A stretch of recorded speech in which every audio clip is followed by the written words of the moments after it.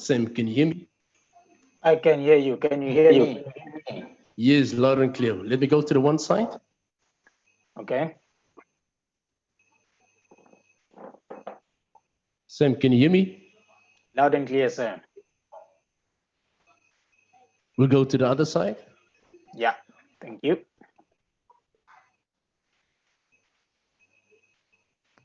Sam, can you hear me? Loud and clear. Thank you very much. Thank you. Thanks, man.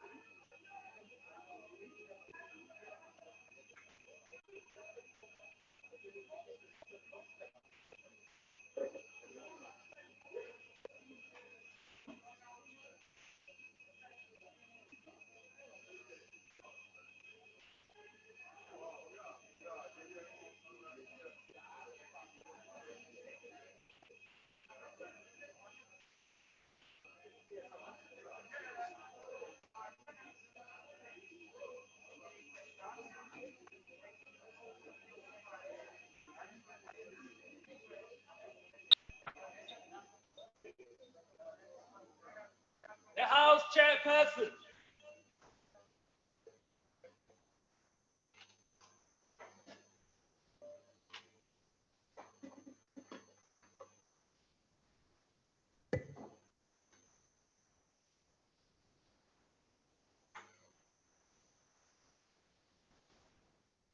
Sena ke sebaka sa go rapela ka setho goba go ipobola.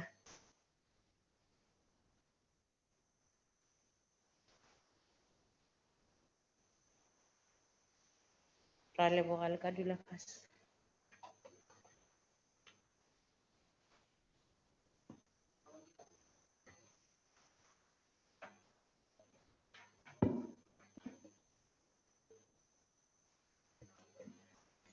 Honorable members,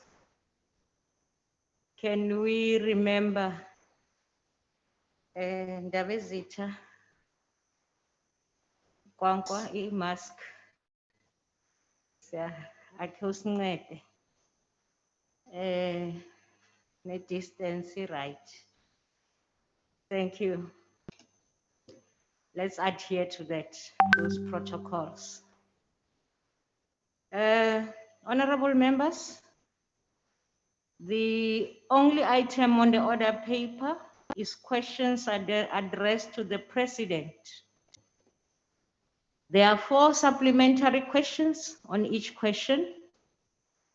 Parties have given an indication of which questions their members wish to pose. A supplementary question. Adequate notice was given to parties for this purpose.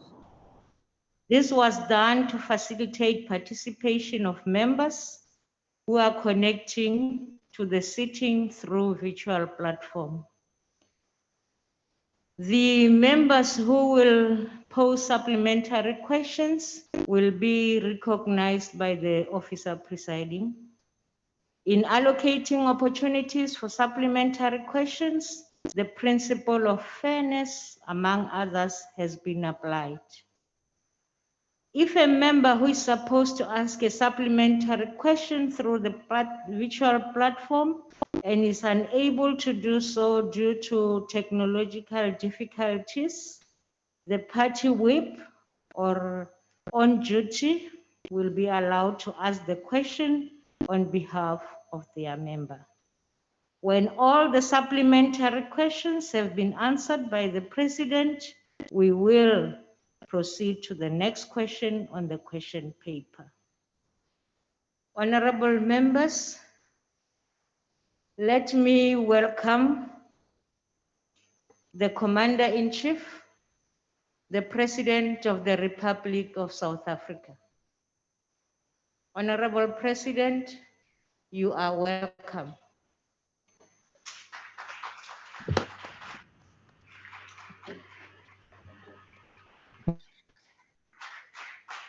Thank you, honorable members.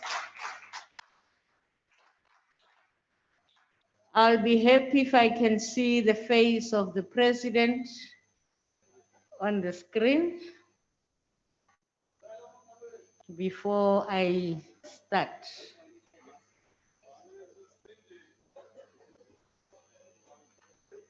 Thank you. I can see the President is there, although on my screen only. Honorable members, can you please mute your mics?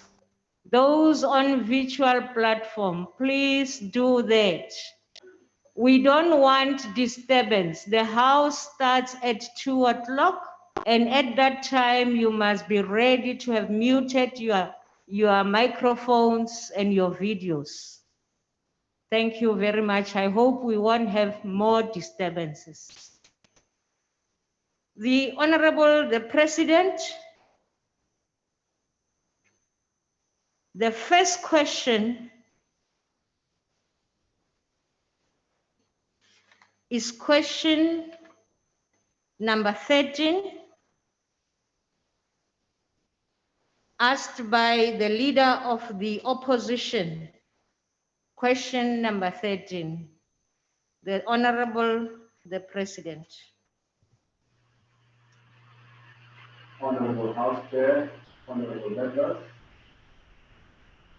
the fight against corruption and state capture has required quite extensive measures. Honorable President, I'm sorry. Before you continue, can we get the sound correct? ICT, can we get the sound correct? We can't hear the President. There's a lot of sound behind his voice. Can we try again? Can you hear me better now? No, President. Can't hear me? No, President. We can hear you, but there is a disturbing sound that is so high. I'm not sure if it's from your side,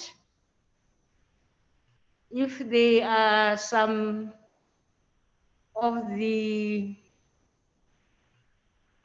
maybe somebody has switching on also, but the NA secretary is busy with it now. He's calling to make sure that we understand each other. Pardon us just for a few seconds.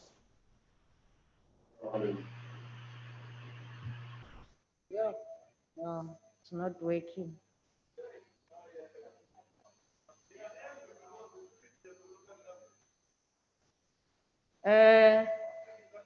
Let's try. I'm sorry for this. Honorable President, let's try. Thank you, Honorable House Chair. Am I audible now? Can you hear me? The sound is still so strong. I'm not sure what the problem is. Can somebody advise what could it be so that we tell the people? Oh, ICT is checking. ICT is busy on it, Mr. President, just for a while.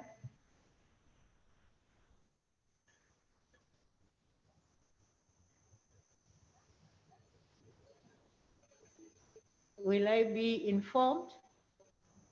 Okay.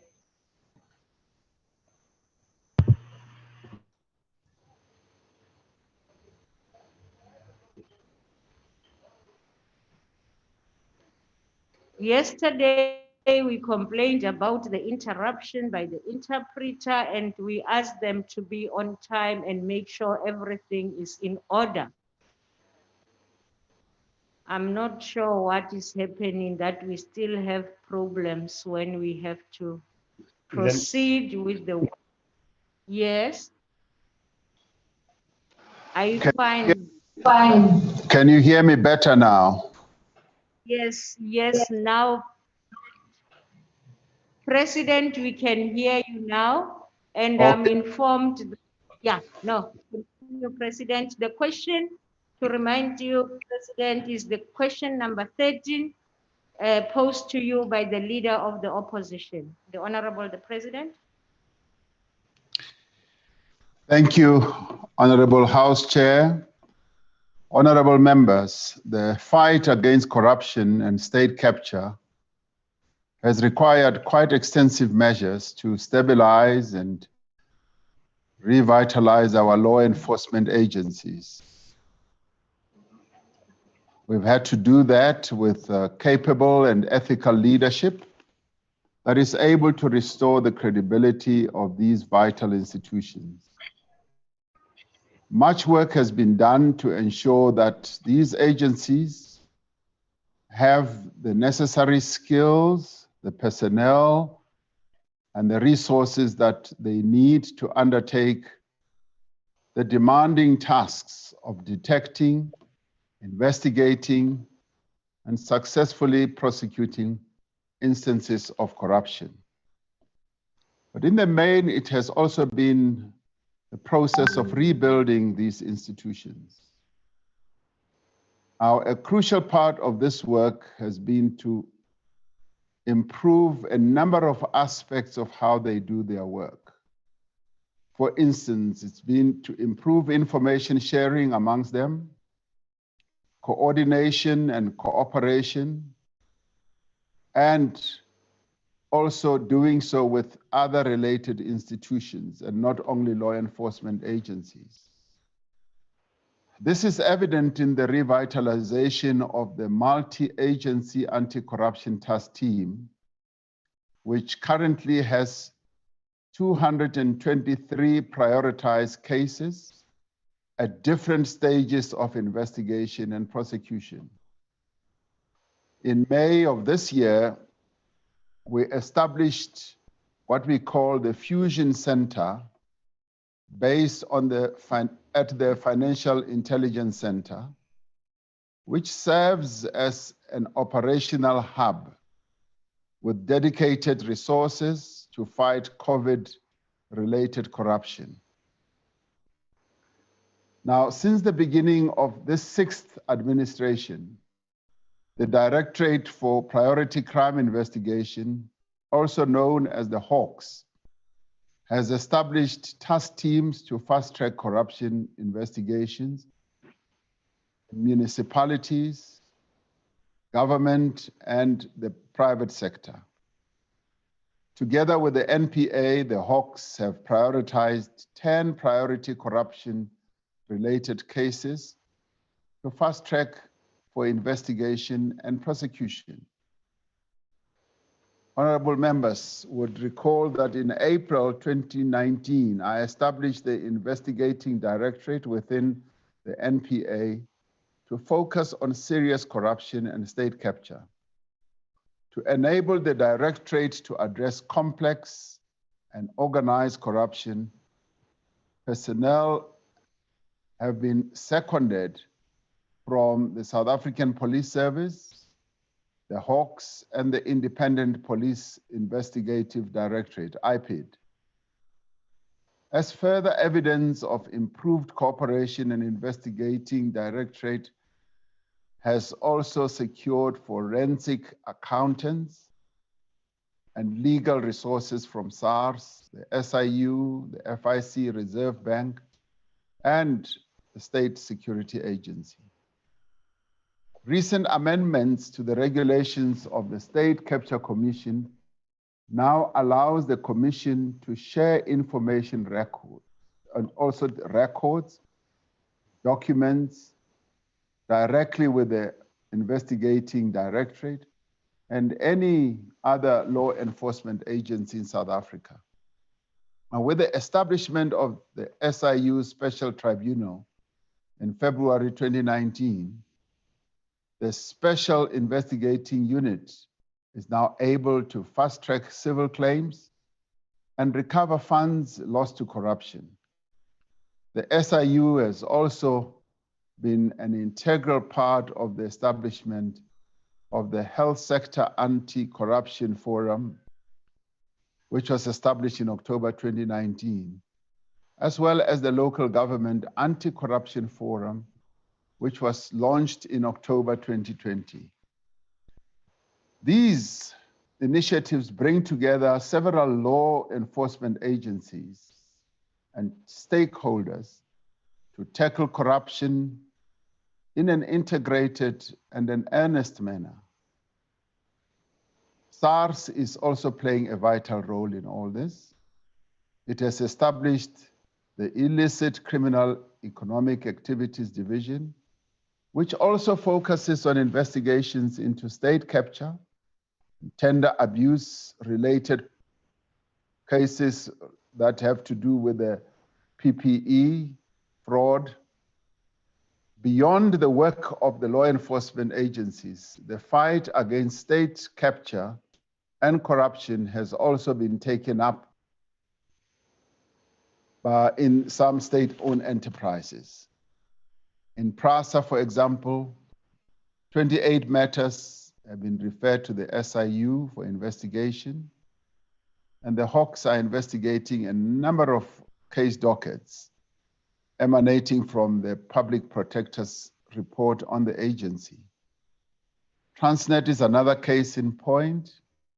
It has established a case management platform involving the various law enforcement agencies and relevant regulators to collaborate in their efforts to ensure recovery of losses, also to deal with disciplinary action, which could also lead to criminal prosecution. Now, as a result, several matters have been referred to the NPA for possible prosecution and to the SIU for investigation. Transnet has also instituted numerous civil recoveries in the High Court against various individuals and entities. Following internal investigations at another institution, which is ESCOM, ESCOM has recommended 80 instances of criminal prosecution against employees. Much of the past 2 years has been focused on building up the capabilities of the institutions that we rely on to combat corruption and state capture. So, honorable members will have seen in recent months there has been clear evidence of progress in bringing cases to court. Work is underway. I thank you. Thank you, Honorable President. The leader of the opposition. Honorable members, you are not allowed to do that. Don't switch on that mic. I told you that you lose your privilege to do that if you are not in the House. Thank you. Honorable Steenhuisen. Thank you very much, Mr. President, for those answers and for those initiatives. But if all of that is really true, and you really are committed to rooting out corruption in government, in your party, and in society, how is it that Ace Magashule is still your Secretary General and that Mr. Bongani Bongo is still able to put a question on this order paper today? Thank you. The Honorable the President. Thank you, Honorable House Chair. Honorable Member, the issue of the leaders of the ANC is a matter that is being handled by the African National Congress. The ANC, through its own processes, is dealing with these matters. And like I have said before, with all these matters that I've been reporting on, let us wait for all these processes to unfold.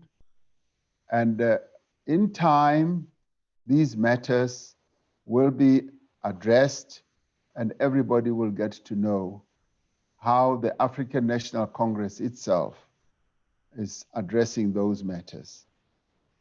Standing here today, I stand before you as the President of the Republic. Those matters that Mr. Steenhuisen is raising are germane to the African National Congress, which, as I have said, is dealing with the matters. Thank you, Honorable House Chair. Thank you, Honorable President. The second follow-up question will come from the Honorable Tseke. Matseke. Thank you, House Chair. Honorable President ke a leboga. Honorable President, it is clear to all who have the integrity to listen of the decisiveness that has been displayed by state institutions in the fight against corruption, mismanagement of state resources, and financial fraud. The strategic objective must be to criminally charge those who have evidence against them and successfully get a conviction. Do you, Honorable President, not believe that this is a struggle that we must all participate in and that it is not a narrow party political affair, but rather one that seeks justice to be served, whilst at the same time builds a new nation on a fundamentally different moral foundation based on human solidarity, integrity, transparency, and accountability. A new society with the highest levels of ethos and values. Ke a leboga, President. Ra leboga mme mo president. Ke a leboga le nna. Honorable House Chair, I couldn't agree more with the honorable member that what we seek to do is to ensure that our institutions that have been charged with the responsibility to fight corruption and criminality in our country do so without any fear, favor, or prejudice against anyone. And that our task as South Africans is to be supportive to those institutions, to so support them that they should know that they should have the courage to be able to execute their work on the basis of no favor, no prejudice. And as they do so, they should also know that we will not interfere in their work. We will not seek to block them, because after all, they should be acting in the interests of all South Africans.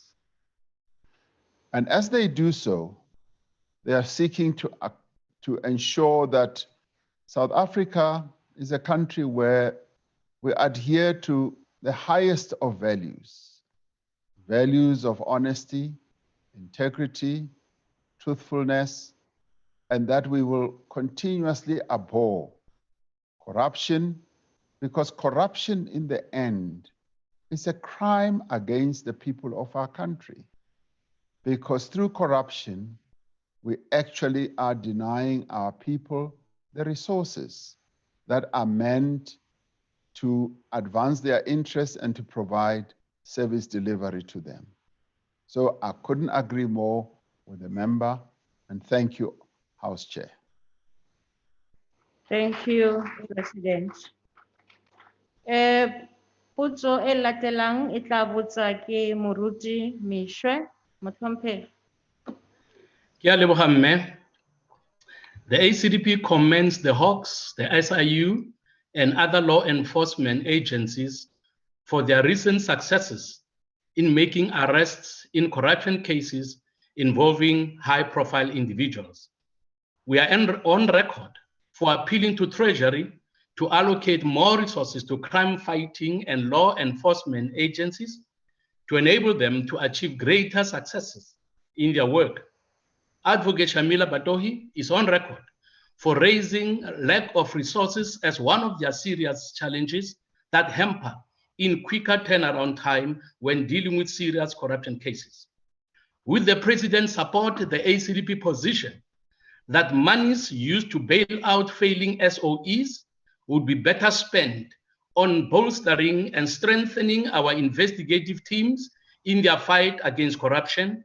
And if yes, when are we going to start seeing more money allocated to law enforcement agencies so that they can carry on with their work without fear or favor? Thank you. Thank you. The Honorable the President. Thank you, Honorable House Chair and Honorable Member. I'd like to say that sitting where I sit as President and as a Cabinet of the Republic of South Africa, we are charged with the responsibility to always seek to create a good balance between what we spend, the country's resources, may I add the people's resources, and what ends we want to achieve. The issue of the need by our criminal justice institutions for resources is a recurring and ongoing challenge that they face.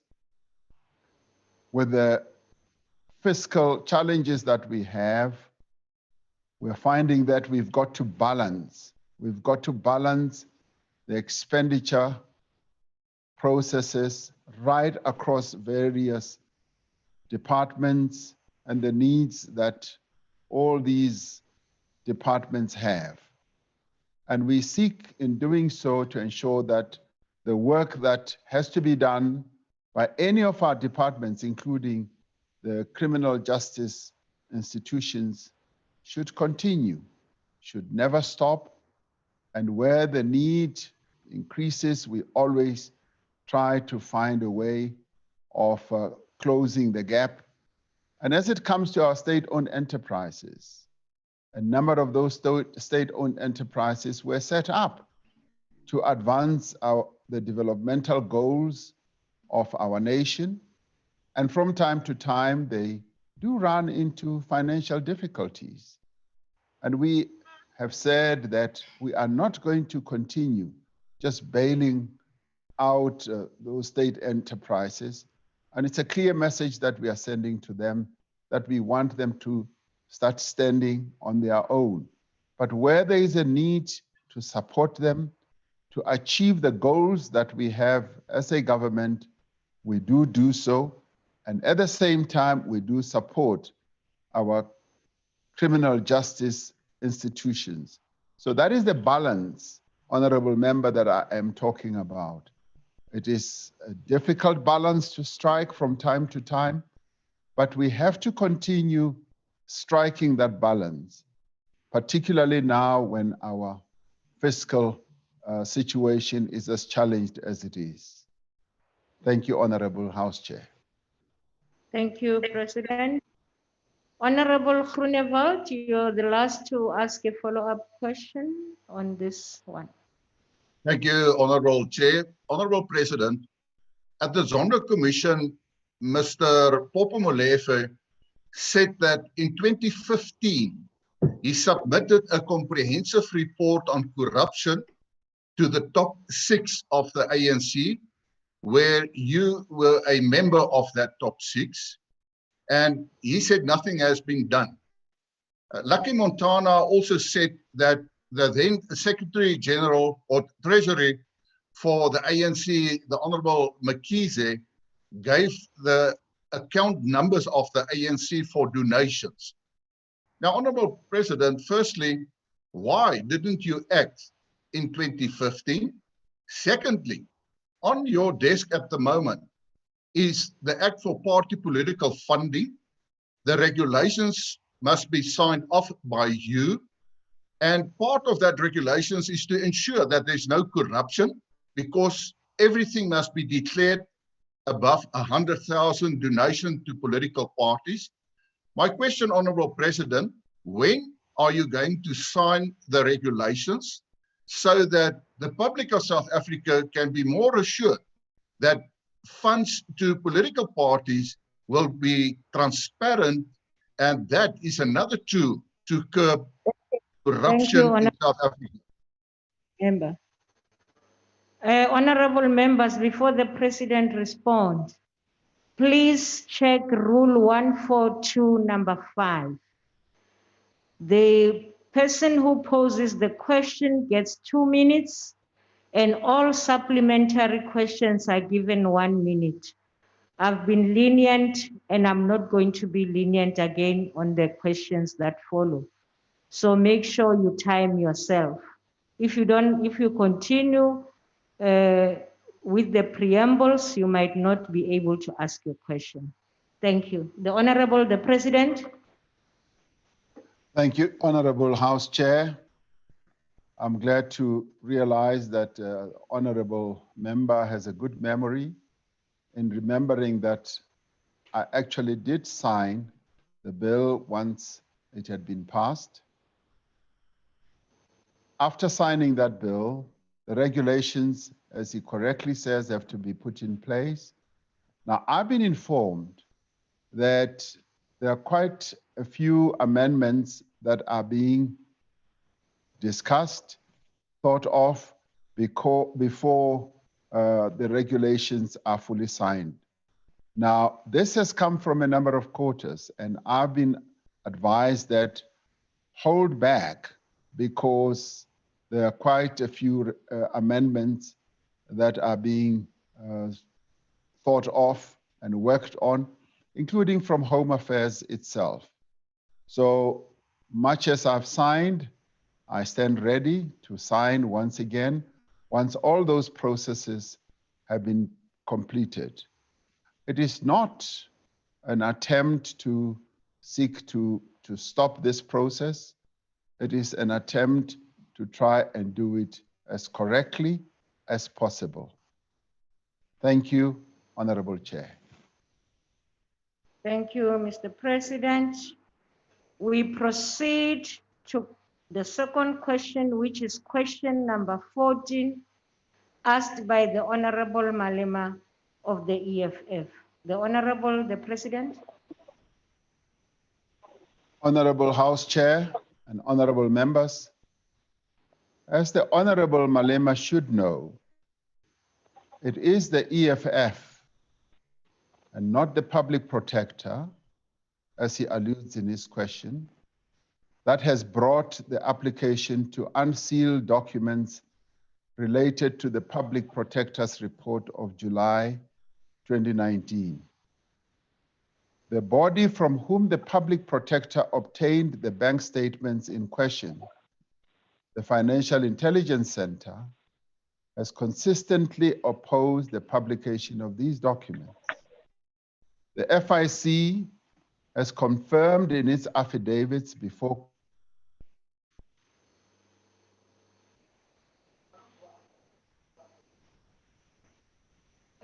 We lost you, Mr. President. We lost you.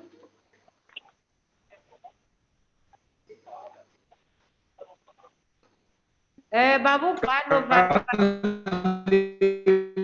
we can't lose him at a critical hour. Awa papa, go di jwalo e manyane. A se rena, give me chill.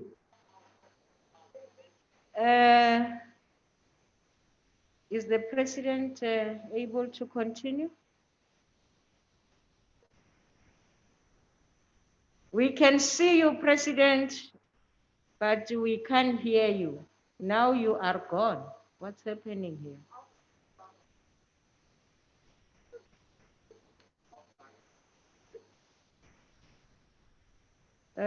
Those with the President, please assist to bring the President back.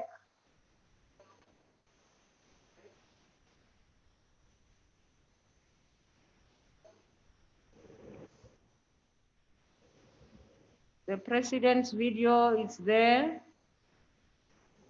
Can you hear me once again? Yes, you are back now. I'm sorry. I think we lost signal on our side. I apologize for that. Okay, continue, Mr. President.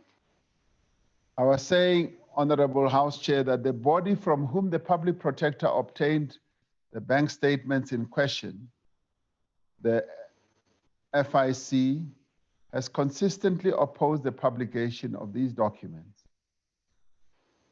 The FIC has confirmed in its affidavits before court that the information it shared with the Public Protector could only be made public with their express permission, which was not sought by the Public Protector.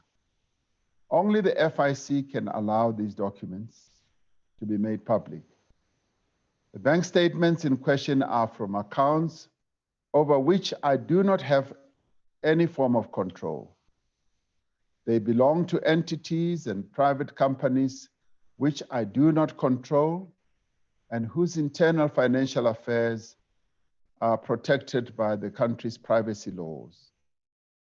It is therefore not within my power to make any of them public. And then again, I need to say absolutely no evidence of corruption or any other form of improper conduct exists in relation to these documents or to CR17 campaign. To repeat what I said on this matter in this House on the 22nd August in 2019, there are no rules or regulations in place for the disclosure of donations for internal party leadership contests. Nor is there a provision for the disclosure of such information in the Executive Ethics Code or in the Code of Ethical Conduct and Disclosure of Members' Interests for the National Assembly and permanent council members. I'm sure that the Honorable Malema would agree that it would be unreasonable to expect the disclosure of such information until such time that all candidates to such contests and all parties are held to the same requirements of disclosure and transparency. The Political Party Funding Act, which I signed into law last year and which the EFF has consistently opposed, does regulate public and private funding of political parties and requires the disclosure of donations that are accepted. While this act does not extend to the funding of internal party leadership contests, I have said before, and I will say it again, that this is perhaps a good time for this House to consider whether it is necessary and desirable for funding of internal party contests to be regulated. This House must discuss that, and if it so desires, come up with a law to regulate internal party contests, because we do not have such regulations now. Honorable House Chair, ultimately the courts will make the determination whether the information of the bank accounts of private persons should be made public or not.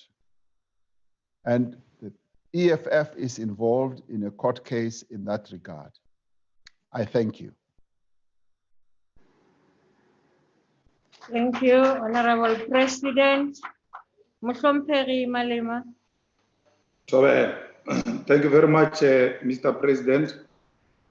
Bavenda, I think we need to correct one thing first here. The EFF has never recently opposed the political funding bill. We've always supported it. We've always supported transparency, and we are known for that. Now, what I don't understand, Bavenda, is why are we on the opposite side on this matter? Because if you were honest to what you said you were going to do when you became a president, ourselves and yourself should be on the same side demanding that there should be a disclosure of the CR17 documents for simple reason.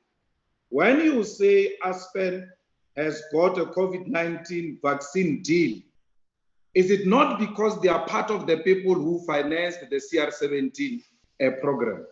When you launch Steve Brooks' estate, upmarket estate in Pretoria, and you personally go there even when it's not BEE compliant, is it not because Steve Brooks is part of the people who financed the CR17? We are always left in doubt as to why would a president go and launch a project of Baldwin properties, even when they are not BEE compliant, unless there is something special they are doing to the president, which is not known to us. But if you are honest and you are respecting what you said you were going to do, which is fighting corruption and being transparent, you will say, I'm joining the fight, even if I don't have control over those accounts. Let me join the fight that says, let there be a disclosure of these funders, because you've got nothing to hide, Mr. President. And the people who financed you, who did this in your name, surely they too should not have anything to hide, because they were financing an anti-corruption and a transparent campaign. Why are they hiding if they are indeed loyal to what you stand for? Thank you, Honorable Malema. Let's check our time. The Honorable the President. Thank you, Honorable House Chair and Honorable Malema. I want to apologize if I incorrectly said that you have opposed the political party funding bill. Somehow that is the impression that was created out there. But then I'm delighted to know that the EFF does not stand in opposition of that bill. Honorable Malema, I'd like to say that yes, we are on the same side when it comes to transparency, when it comes to fighting corruption. You will find a great supporter in me in that regard. This matter is now before our courts. And that is why I have said, now that it is before our courts, let us allow that process to reach its fruition. And once the court has ruled in this regard, let that be the case. Because as I say, I have no control over those accounts whatsoever. And I'd like the court to rule on this matter.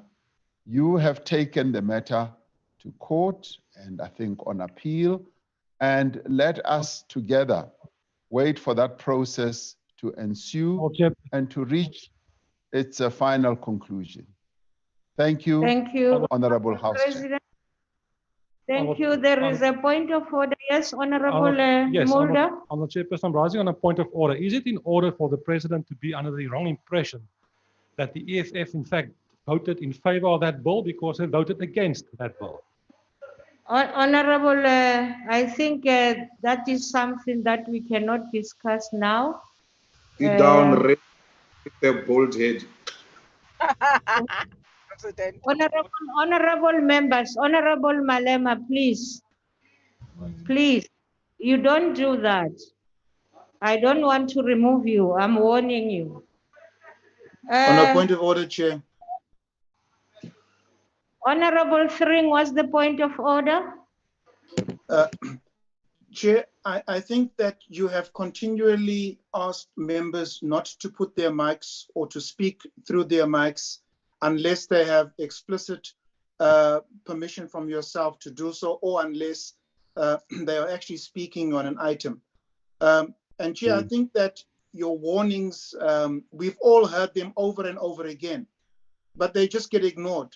And Chair, unless you are actually strong on the matter, and if there are some members who do so, ignoring your warning, then they need to be removed from the platform as you've warned. Otherwise, Chair, the House is going to deteriorate, and all other members are going to want to do the same. Thank you, Chair. You are noted. Let me say that I give a warning to all members, and I give a specific warning to the individual who has made that. So I just gave the Honorable Malema a warning, and if he repeats, it's only then that I will act on it. Thank you. Thank you. The next question will come from the Honorable Holomisa.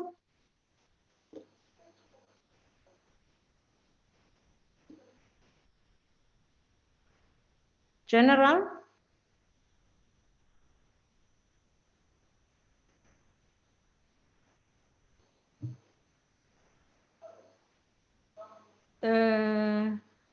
Babunkwangwa ukhona ngendlini uthini?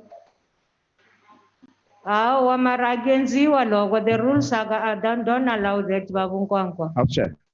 No, he's struggling with connection. That's why, Chair. I know that I am not supposed to answer phones in the House. So I was trying to establish just what was happening.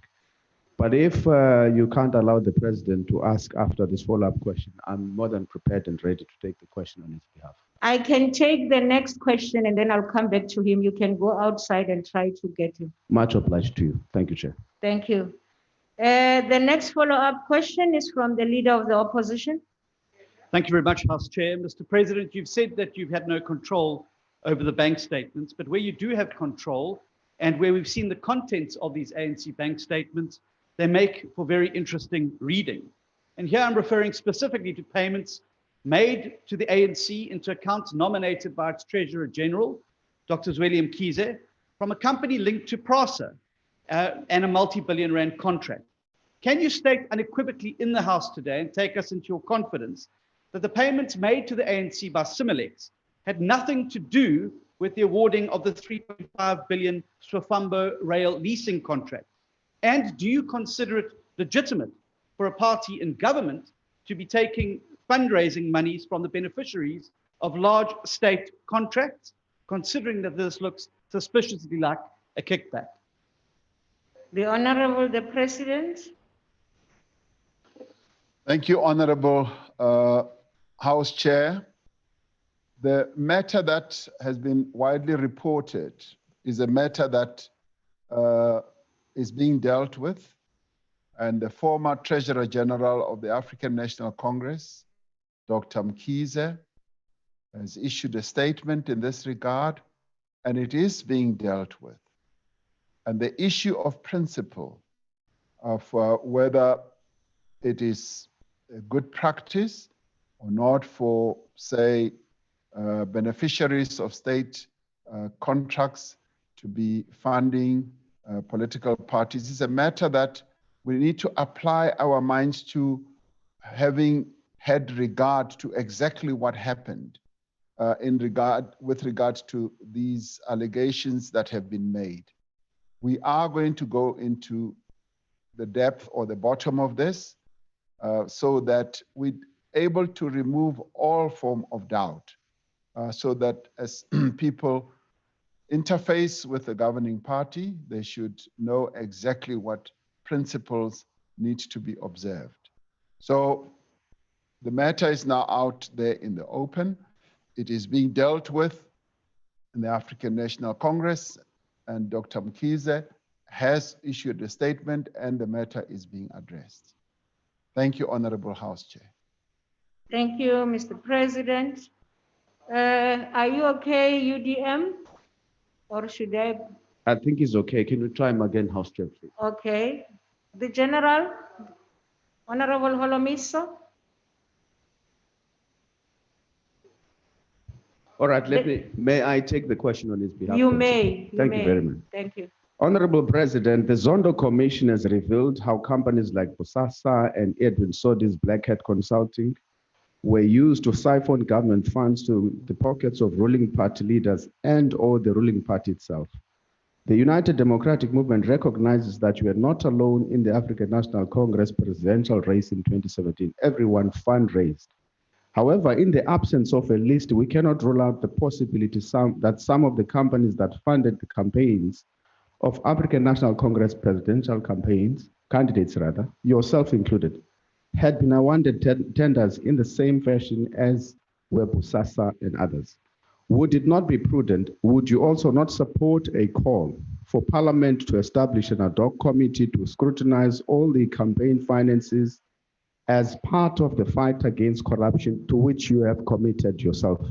It's a pity that when the president wanted to ask a question again like last time, he all of a sudden had connection problems. It's a matter that needs to be investigated by this House. It can't happen all the time. That is able to follow proceedings. Thank you. Your time has expired, Honorable Kwakwa. Can take your seat. Your question has been asked. Thank you. The Honorable the President. Honorable House Chair and Honorable Member, I am really sorry that Honorable Holomisa has not been able to log on and to come online and participate in this. I don't know whether the member is suggesting that some commission of inquiry should be established to find out why Honorable Holomisa is not able to log on, because this is not the first time, it's happening for the second time.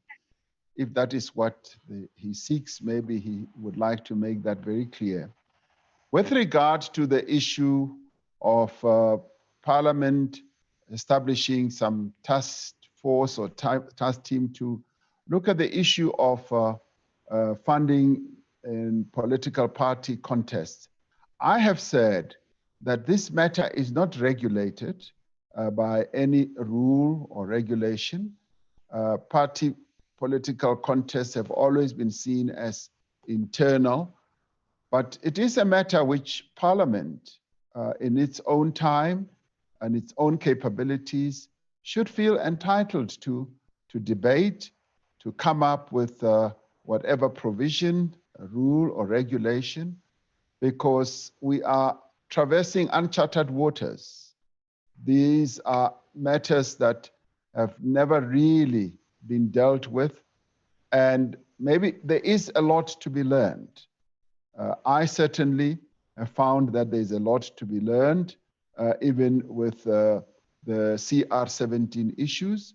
And these are matters which I've openly said my own party also needs to discuss, because if we don't discuss and come up with processes, we could just continue making mistakes and errors. I was the very person who raised it internally in the African National Congress.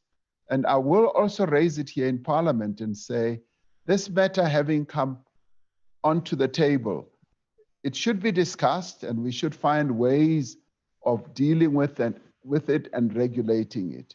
We are, after all, the Parliament of the people of South Africa. If there are issues that are of great concern to our nation, we should be able to rise to the occasion ourselves as members of Parliament and debate the issues, and if need be, come up with regulations or laws to regulate this type of behavior going forward. Thank you, Honorable House Chair.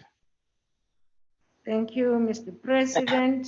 The Honorable Sheikh Imam. Thank you, House Chair. Mr. President, the country is facing its greatest challenge since the advent of democracy as a result of the high levels of corruption, looting, state capture at different spheres of government, including interference in procurement processes, awarding of tenders, contracts, etc. Mr. President, you are in a position of influence. It is common knowledge that those that fund or sponsor expect something in return.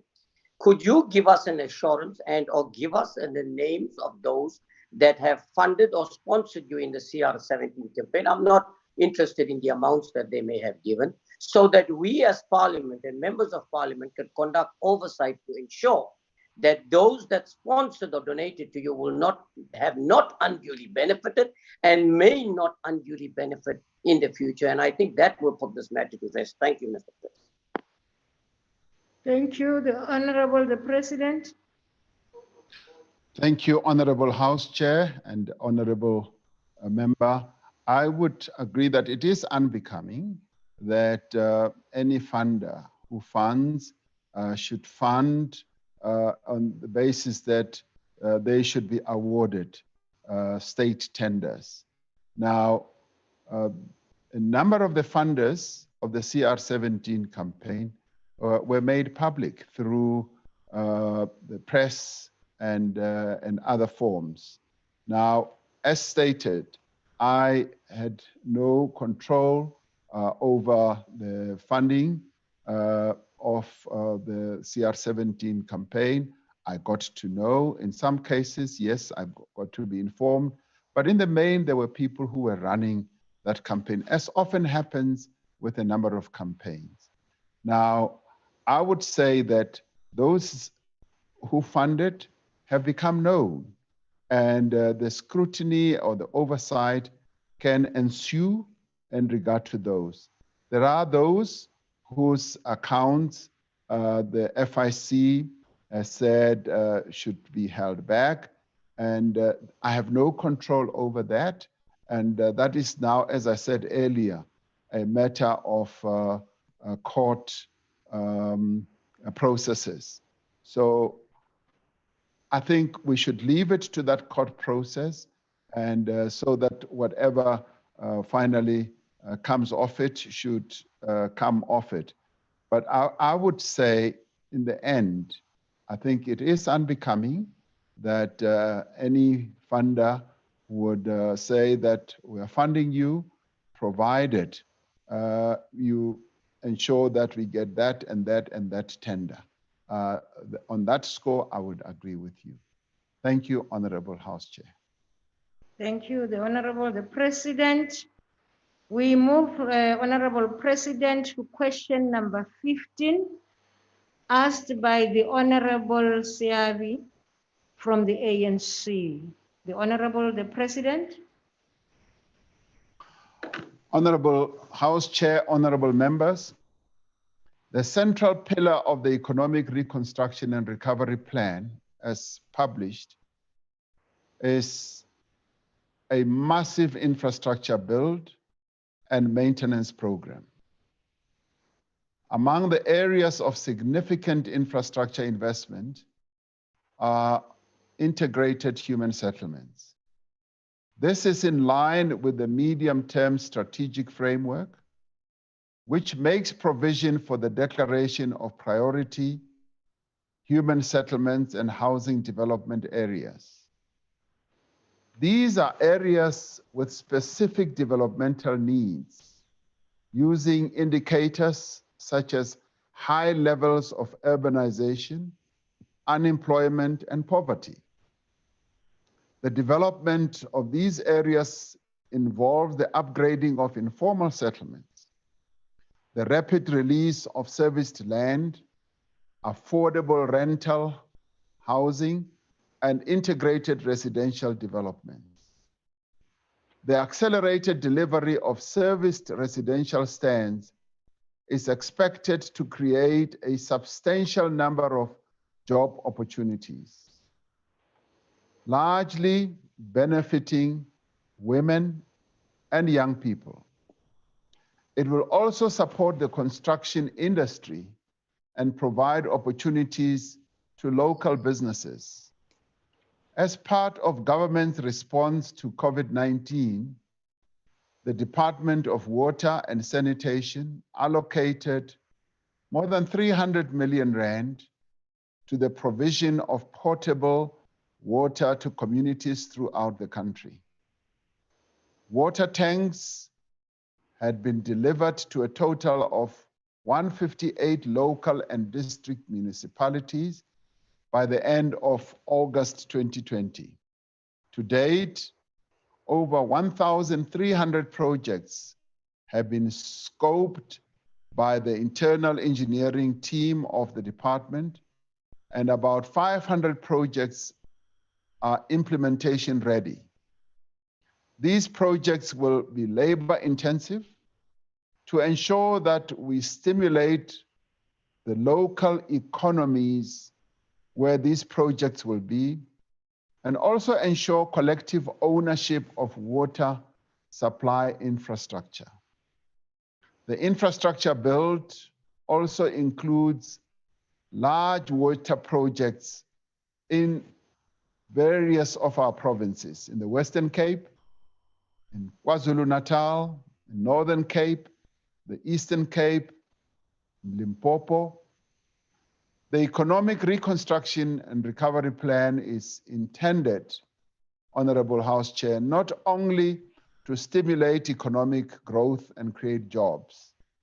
It will also have a direct and tangible impact on the living conditions of many poor and middle-class families who will now have decent housing and reliable access to water and sanitation.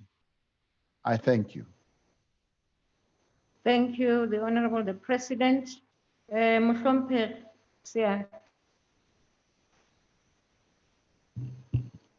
Ke a leboga modulasetulo, a ke leboge le mopresidente ka karabo ye a re fileng yona.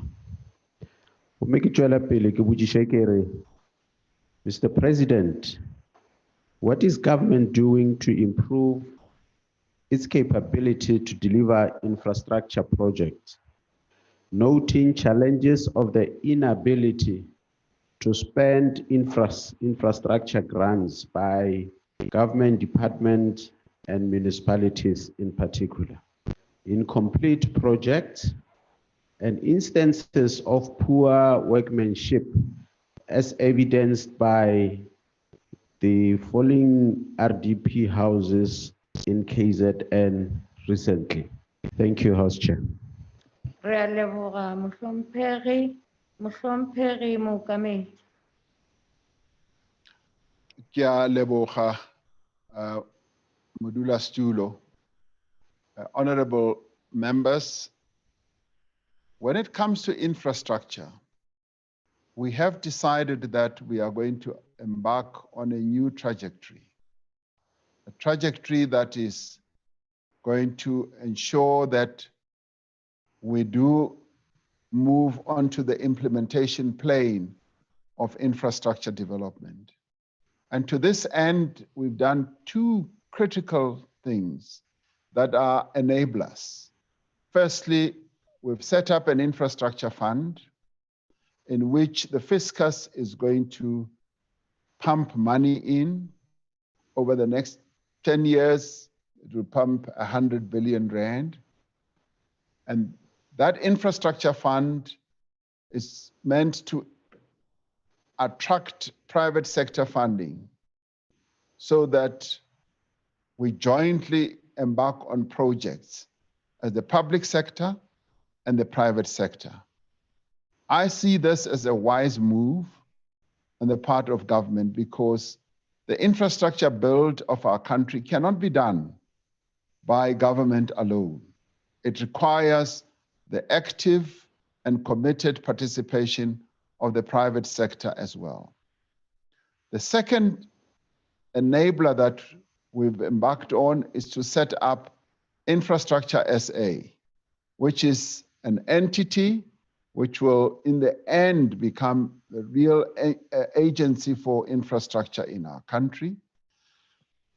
That entity is managing the infrastructure layout of our country.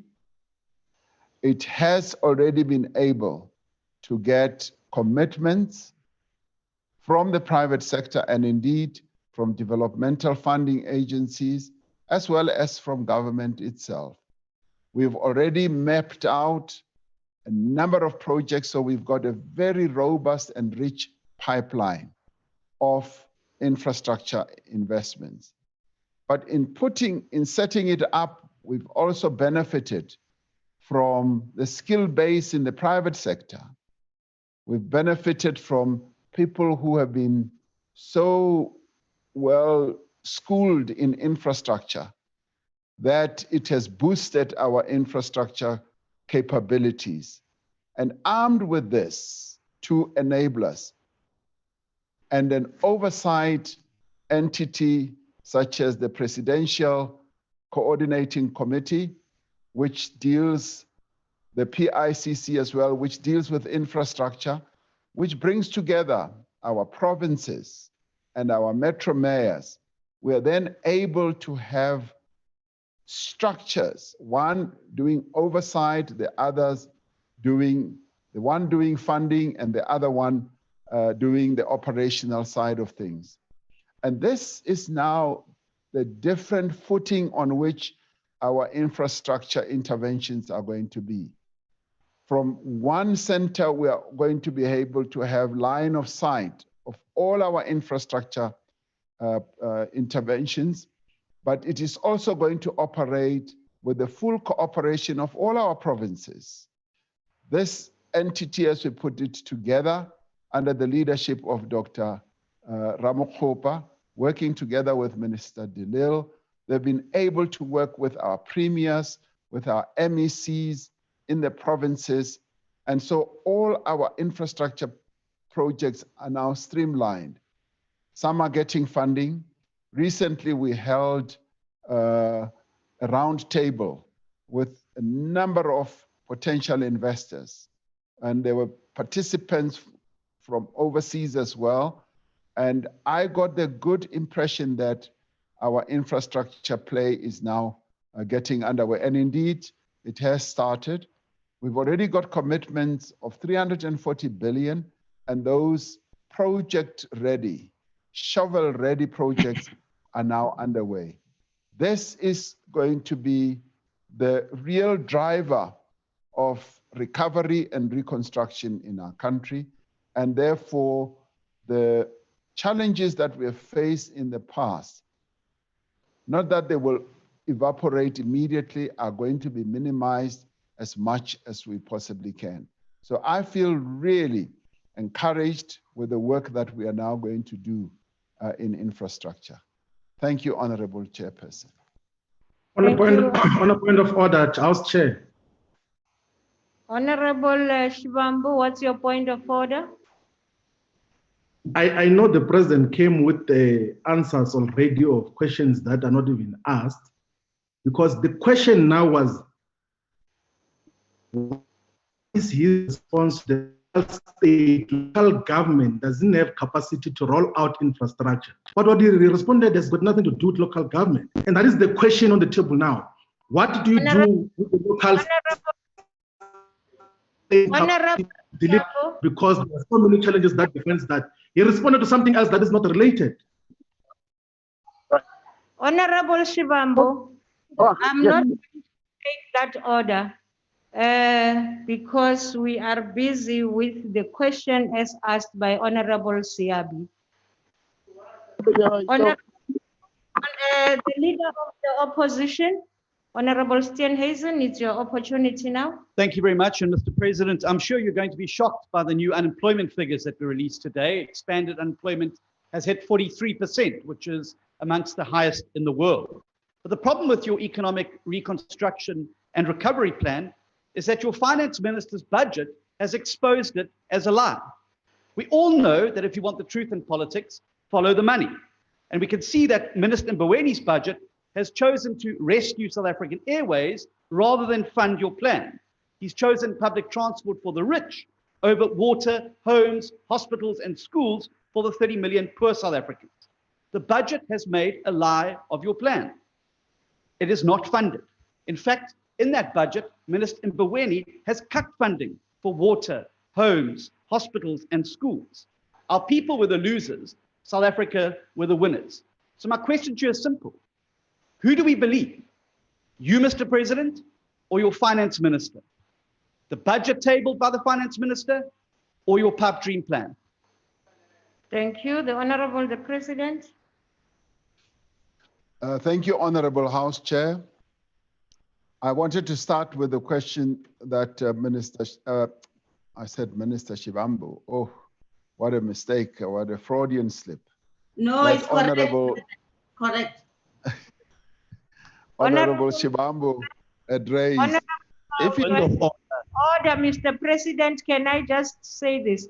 Honorable Mautwe, you know you are not supposed to do that, and consider this a warning. Thank you. Continue, Honorable President.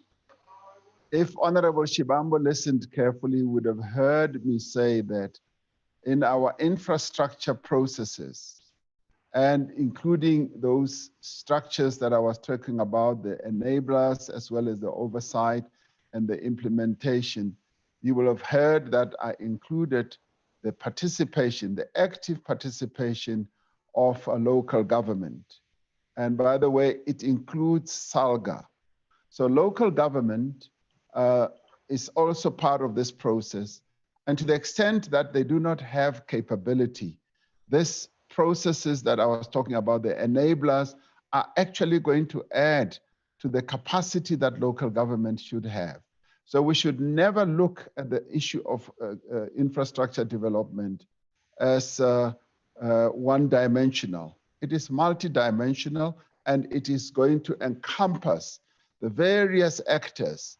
And that will also include at the local level, in the rural areas, our traditional leaders, and indeed our local government entities as well. So it is all encompassing. Coming to the question that Honorable Steenhuisen has asked. Honorable Steenhuisen, if you looked carefully at the plan that we announced, This plan is a response to the COVID-19 pandemic. Next year, Minister of Finance is going to outline a budget, and a budget that is going to be responding to the various needs and challenges that we face. Right now, we're tackling the COVID-related issues, and to the extent where money has been taken away from certain programs, it is for that limited period. And in some cases, it was going to be money that was not going to be able to be spent because of the challenges that we have had due to COVID. So it's been a question of reprioritizing our budget and reprioritizing it to good ends, because what we are seeking to do is to preserve jobs, but we are also seeking to create jobs. So if you look at it in totality, you don't even need to make a choice who you believe, whether it's the president or the Minister of Finance. You need to look at precisely what we are trying to achieve. We, as the government, are responding to the current situation that the country faces.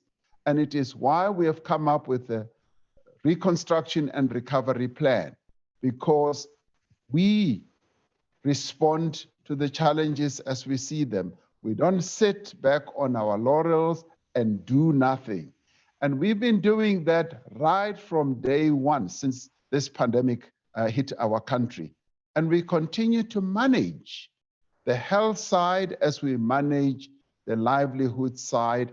And now we are into recovery mode.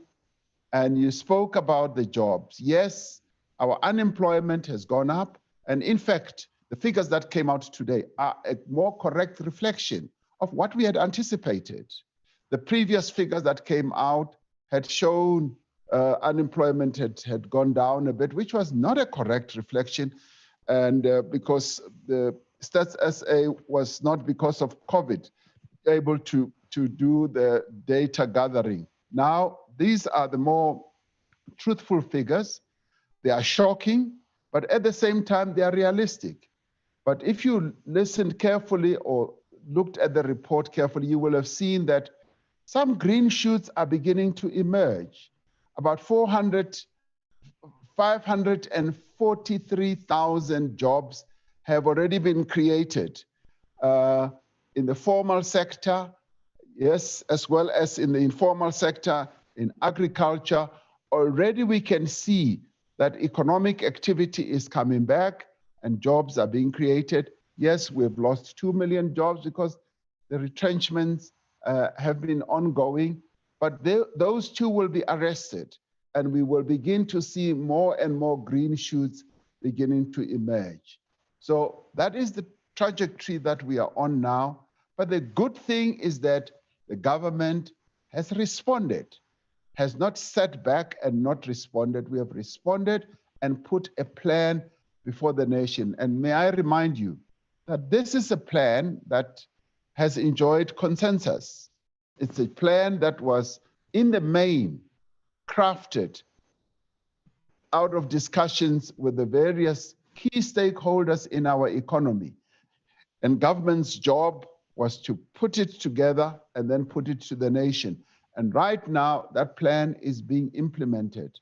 And it is going to continue creating jobs and regaining some of the jobs that were lost. Thank you, Honorable Chairperson. Thank you, the Honorable President. The Honorable Mautwe. Thank you very much, House Chair. President, it looks like the word shocking is your nickname, because everything that happens in this country, you come and tell us that it's shocking. It is you, when we were campaigning last year, that you said you're going to create jobs. You stand here today and you are saying the statistics is accurate that people are losing jobs. So it means you lied to the people of South Africa, and you must admit to that. But anyway, my question is, President, when the Financial and Fiscal Commission made their submission to the Standing Committee on Finance, Please, just a bit, there's a point of order. Chairperson, I'm rising on Rule 84 that you must not use unparliamentary language in Parliament. The members just said the President is lying. So I request you to rule on that. Thank you. Thank you. Honorable Mauta, the point of order is sustained. Rule 84 says that, and we don't call each member in this house a liar. Can you please withdraw that and proceed? I withdraw a liar, but he misled the people of South Africa. Honorable member, please just withdraw. I withdraw liar, House Chair. Continue. Thank you. President, you misled the people of South Africa. You said you're going to create jobs, and you are telling us today that it is an accurate statistic that the people are losing jobs. But anyway, when the Financial and Fiscal Commission made their submission in the Standing Committee on Finance on the medium-term budget policy statement, they proposed that conditional grants to provinces and local government that are aimed to improve the delivery of basic services, such as water, sanitation, and creation of human settlement that is often neglected and under-budgeted for, should be used to address economic barriers and social inequality by localizing products value chain, meaning that grants framework should incentivize localization to permit procurement of goods only if they are made or assembled locally within South African borders. Now, President, you agree with this proposal? And if yes, when can we expect draft legislation to make this a reality? Thank you. The Honorable President. Thank you, Honorable Chairperson. If the member has taken the trouble to either listen very carefully to the presentation of the reconstruction and recovery plan that we put forward, or had taken the trouble to read that plan, the honorable member would have seen that the issue of localization is a key component, a key priority of this plan, that we want to boost the economic growth of our country by localization. And we are saying we want whatever material, whatever goods that are going to be utilized in, say, infrastructure going forward, to be locally made, to be locally procured, so as to boost local businesses, cooperatives, small and medium enterprises, and so that our people can benefit through the creation of jobs, through the sharing of skills. That is precisely what our plan is all about. Now, all these are going to be fully outlined by our ministers who are dealing with the economic sectors, and they are going to be outlining precisely how this localization is going to be achieved. The priorities that we have set out are important priorities to boost economic growth and to create jobs. And if the honorable member listen very carefully, this plan is about creating jobs. We want to create jobs, and in fact, the job creation process is already underway. Thank you, Honorable Chairperson. Thank you, the Honorable the President. Mhlonishwa Babungwezi, ithuba ngelakho.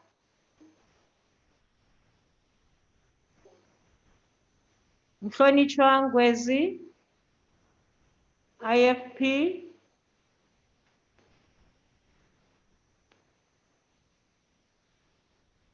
Mr. Singh, come to our rescue as usual.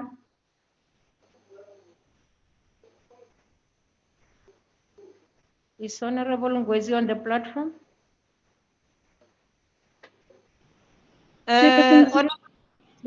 Yes, yes. Who's that? The Honorable Van der Merwe. Could we quickly just check where Mr. Ngwezi is, and then can we come back to him if possible? Unfortunately, he's the last to ask the follow-up question, and once we proceed to the next question, we're not coming back.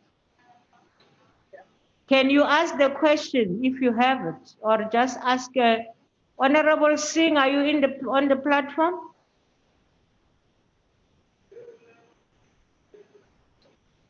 Anyone who is on the platform who can assist? Honorable House Chairperson. Yes, Honorable Shekwa. No, thank you very much, and we apologize for this confusion. Honorable Ngwezi is having some connection issues. But Honorable Chair, at the heart of the issues that have been raised is the fact that the economy is not doing well, and COVID-19 has compounded our problems. So had we done the right things prior to this lockdown? So, Mr. President, what lessons are we taking out of a battered economy?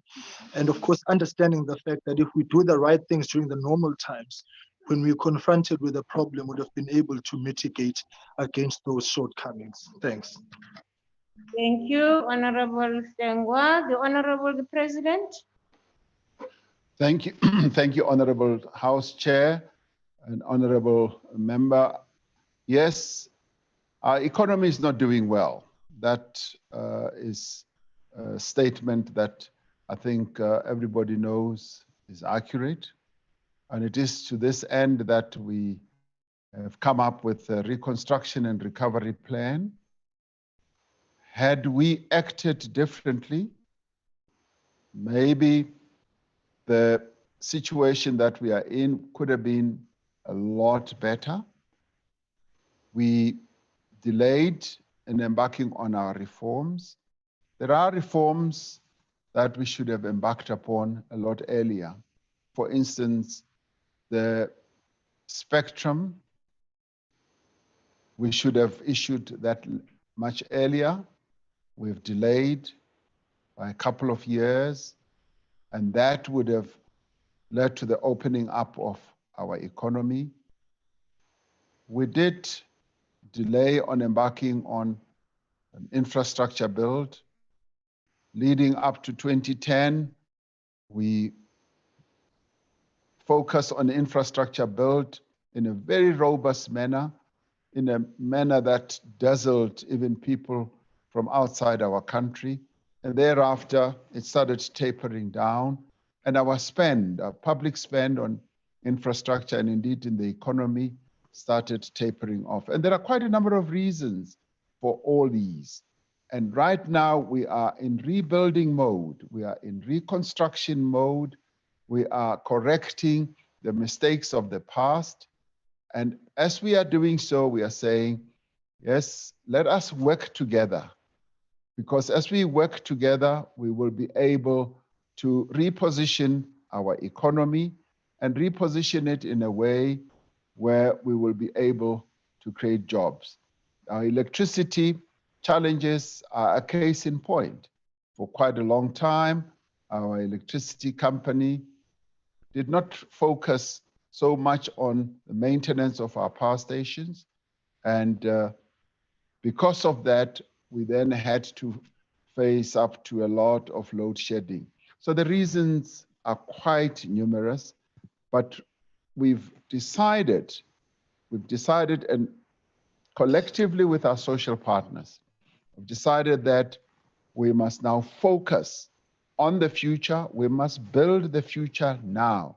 We must concentrate on putting right what is wrong, correcting some of the errors that we made in the past. We also allowed corruption to explode in a number of our state-owned enterprises.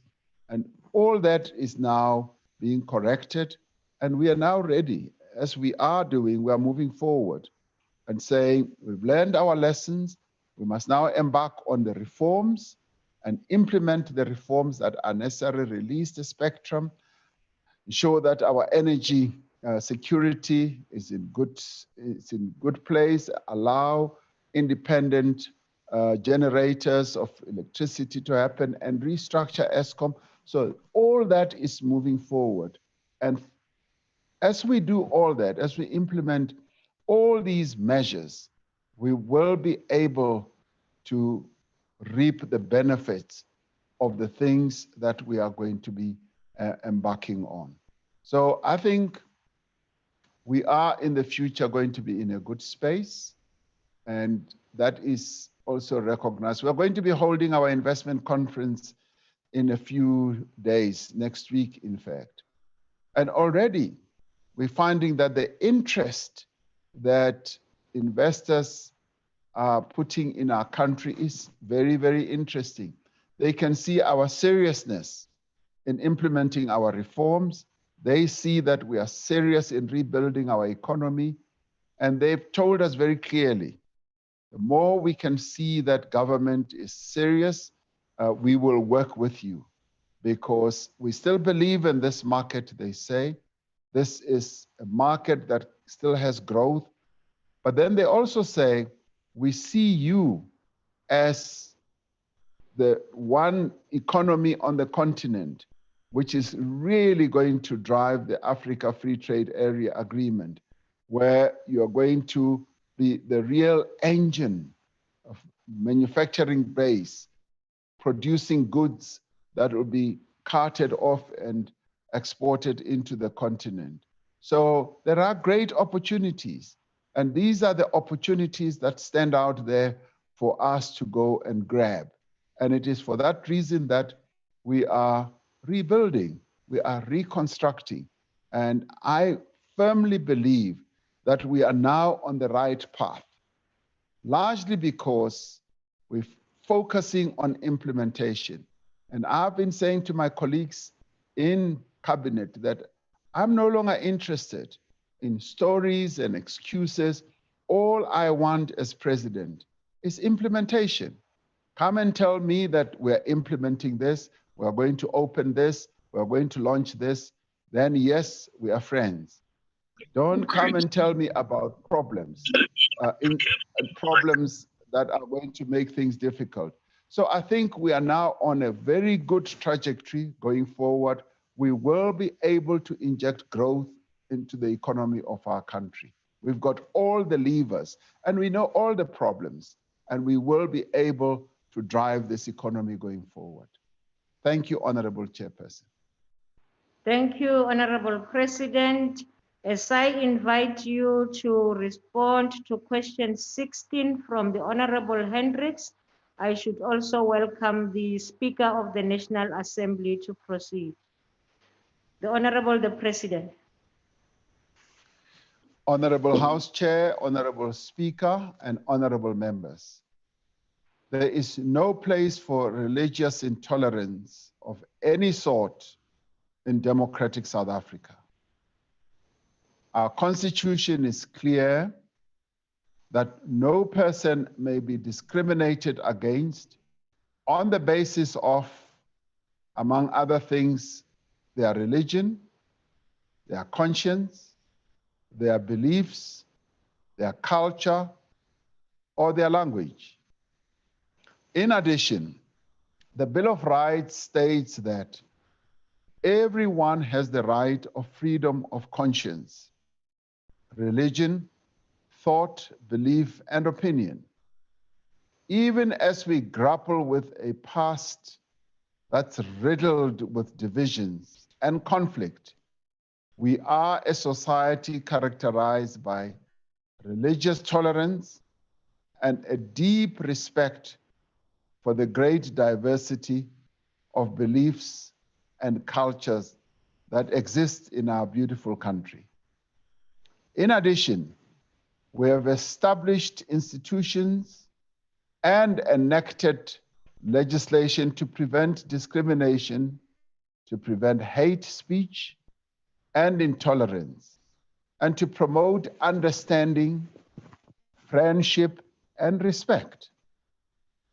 The Commission for the Promotion and Protection of the Rights of the Cultural, Religious, and Linguistic Communities, for example, is established in terms of our Constitution and has a broad mandate to promote and advance tolerance, friendship, humanity, as well as national unity, with a view of fostering national cohesion and social cohesion. The Promotion of Equality and Prevention of Unfair Discrimination Act of 2001 prohibits hate speech and provides for equality courts at which complaints of discrimination and allegations of hate speech are adjudicated. In short, South Africa has a progressive constitutional and legislative framework to address intolerance, hate speech, and discrimination. It provides avenues for any individual or groups who experience discrimination of any sort to protect their rights and to seek redress. And while these formal mechanisms are important, they are not enough on their own to end the victimization or vilification of any particular grouping in our country. As the honorable member notes, there needs to be a conscious and deliberate effort across society to prevent intolerance, whether this takes the form of Islamophobia or anti-Semitism, whether it is sexism or xenophobia. This requires the clear condemnation of all overt acts of intolerance, but it also requires greater awareness about the more subtle ways in which prejudices can be expressed, acted out, and reinforced. This places a responsibility on our media outlets, on officials, leaders, and members of the public in general to avoid language that casts aspersions on a particular religion, cultural group, language, or race. With the laws and institutions we have in place, which will be reinforced by the passage of the Prevention and Combating of Hate Crimes and Hate Speech Bill, we have a robust legal framework to deal with anyone promoting discrimination and intolerance. The greater challenge we have, which is a responsibility we all share, is to work together to rid our society of such attitudes, as well as practices altogether, so that all these practices, prejudices, hatreds should be dumped into the dustbin of history. And people of South Africa must demonstrate their nationhood, their unity, acting as one against all these negative practices, because they have not served our nation well, as we well know from the past that we've had as a nation, when we lived under colonialism and apartheid oppression. I thank you. Thank you, Mr. President. I now call upon the Honorable Hendricks to take the first supplementary question on this question. Mr. Hendricks. Honorable Speaker, thank you very much. Our feedback, Honorable Speaker, to our President today on the peaceful nature of our religion, Islam, and the aspirations to be seen as a peaceful community is, Honorable Speaker, to help the initiative to silence the guns in Africa, which is at the heart of Agenda 2063 and which is being implemented in earnest from September this year. To realize a conflict-free Africa, families must be peaceful and communities must be peaceful. And as we go from community to community in South Africa and the rest of the African continent to share this, we hope the Honorable President Cyril Ramaphosa will also see this as a positive contribution to help silence the guns on the African continent. I agree with the President that we must also, as communities, play our part. On a lighter note, Honorable Speaker, you know, we only have one seat in Parliament. So we don't get any cheers and we don't get any claps. But I think we deserve a cheer for winning our first ward council seat in South Africa after 13 years of campaigning. Thank you very much. Thank you, sir. The Honorable the President, I think they do deserve a chair, but the platform is yours now, Mr. President, to respond to the Honorable Hendricks. Honorable Speaker and Honorable Hendricks, if you are short of people who can cheer your party, you can count me as one of those who will cheer you and applaud you for your great success. It is actually quite phenomenal. And we applaud you and we wish you a greater success in the future as well. The task of silencing the guns on our continent is a mammoth task. It's mammoth in that we are a very big and expansive, beautiful continent of diverse nations, diverse people, but we are united by one thing, which is our Africanness. And it is for that reason that we need to unite. We need to rid our continent of strife, of conflict. It is a task that we are trying to execute. The African Union depicted this year as the year of silencing the guns.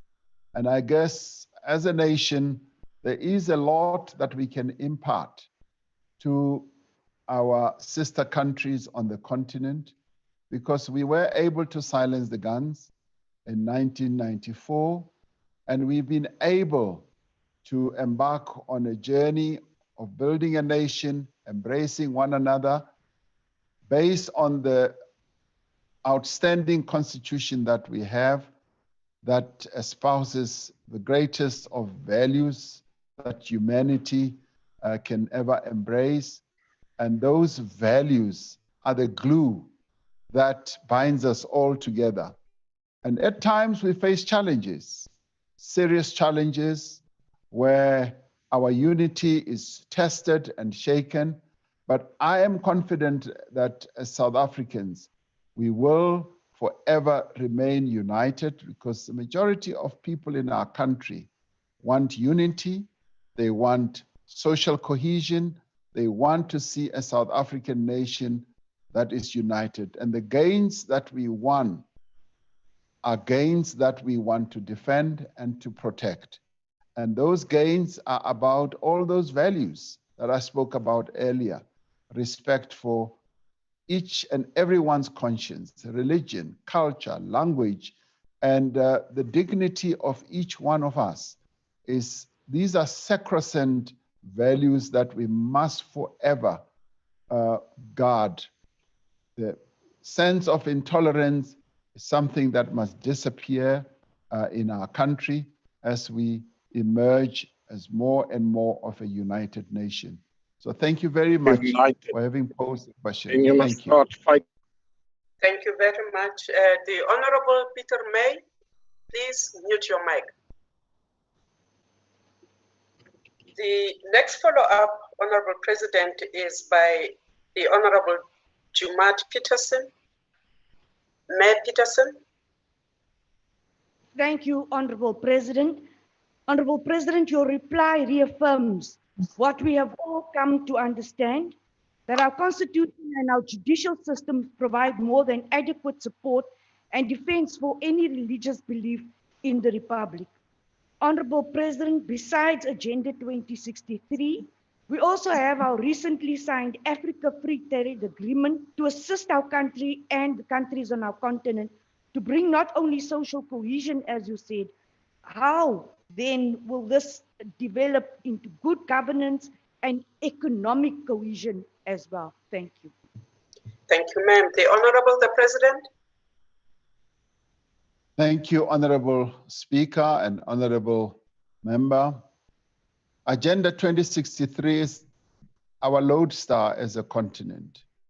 Our lodestar in as far as seeking to develop our continent and to reach the higher levels of human development. And we as a nation are also guided by another lodestar, a lodestar which is our constitution, and we've got our plan, the National Development Plan. And through this, the various interventions such as the Africa Free Trade Area Agreement are enablers that can make us to grow economically. And with economic growth, we are then able to foster more and more social cohesion, because it is when we grow economically that we are able to develop. And as we develop in all forms of human endeavor, at the education level, at the science level, at the social level, economic level, empowerment of women, empowerment of our young people, and we rid our continent of all the ills that beset it. So economic growth, therefore, becomes one of those key driving forces that can enable us to achieve the aspirations that are set out in 2063, but at the same time, in our case, the National Development Plan, which will enable us to be active participants as well in the Africa Free Trade Area Agreement. And that agreement on its own is going to be a key lever on which we can grow our economy. And of course, many other countries on our continent are hoping that the Africa Free Trade Area Agreement is also going to yield that. And through that, we will be able to industrialize not only our country, but the continent as well. We will be able to trade with each other instead of a number of our countries trading with outside countries outside of our continent. So great opportunities lie ahead, but the greatest opportunity, I think, is how we are going to foster our own unity as Africans, how our African Renaissance is going to come into its own, and we are going to develop, because this is the African century. We must grasp it, and we are fortunate that our forebears established the OAU, now the AU, which is bringing us all together and enabling us to address and solve our problems even as they arise. And we do have our challenges, we do have problems, but we've got a vehicle through which we can address our problems, because we want African problems to be solved by Africans, and which is precisely what we are focusing on. Thank you, Honorable Speaker. Thank you, Mr. President. The third supplementary goes to the Leader of the Opposition, the Honorable Steenhuisen. Thank you very much, Speaker. Mr. President, I'm very glad you spoke about silencing the guns, because more than 50 people have been beheaded in Mozambique by attackers linked to ISIS. Women have been kidnapped, villages have been looted and then set on fire. ISIS is clearly a growing threat in our region. Meanwhile, our Minister of Public Works, Honorable Dalil, has built a washing line fence that wouldn't even keep a small little bokkie out of South Africa. Mr. President, let me ask the question the chairperson of police should have asked you, and that is, what steps is your government taking to keep South Africans safe from ISIS insurgency into our country? Mr. President. Thank you, Honorable Chairperson.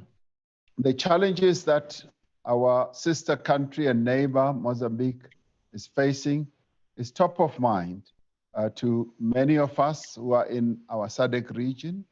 And we've met on a few occasions, and our various ministers who do various tasks to keep our countries safe have been meeting and have been looking at how we can continue keeping our people safe.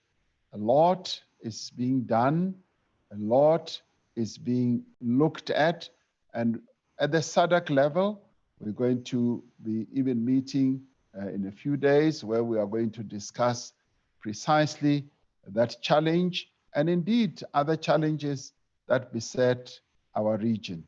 So I'd like honorable member to be rest assured that we are busy as it is now. We are looking at a whole number of options in terms of how we can continue keeping the people of South Africa safe. And I hope he understands precisely what I am saying. Thank you very much. Thank you, Mr. President. The last supplementary on this question goes to the Honorable Singh. Honorable Singh. Thank you. Thank you very much, Honorable Speaker. Honorable President, I want to acknowledge the fact that you've spoken about social cohesion on a number of occasions. We've had a lot of talk, but action still eludes us. Honorable President, on the 16th of November, we celebrate the 160th anniversary of the arrival of Indian indentured laborers to South Africa. Since 1860, the Indian community in South Africa has made an indelible mark on the fabric of our country, not just in trade and profession, but as freedom fighters and activists that contributed to the fight against apartheid and South Africa's transition to a constitutional democracy. Also this weekend, Honorable President, thousands of Indians from our Hindu community celebrate Diwali, the festival of lights, which is a triumph of good over evil. And we would do well to remember that in South Africa, we face the evil of corruption. This evil, which tears at the social fabric of our society, can only be defeated if we all work together. As the IFP, we want to wish the community well, and I trust you would also do the same, Mr. President. But my question is, while we talk about social cohesion, there are still prominent leaders amongst us who still call those of us who are quote unquote minorities visitors to this country rather than citizens. What would you do to stop this kind of talk, Honorable President? Thank you. Thank you, Honorable Singh. The Honorable the President. Thank you, Honorable Speaker and Honorable Member. I'd like to say that indeed, we know that the Hindi community is celebrating Diwali. I've never been fortunate enough to be invited to a Diwali function or festivity.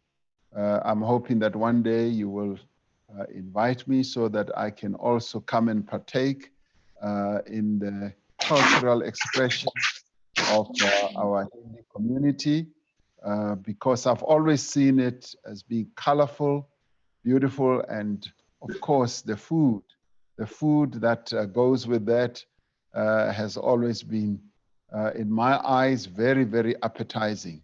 So I'm offering you an opening to invite me when you can. The Indian community in our country, having arrived, yes, in 1860, has made a huge contribution to the life of our country as a whole in many, many, many, many ways. And they are valued citizens of our country. And I abhor this notion of regarding citizens or groupings of citizens in our country as minorities. I don't believe in this talk of certain groupings in our country being regarded as minorities. We are all South African citizens. If we say others are minorities, who are the majorities?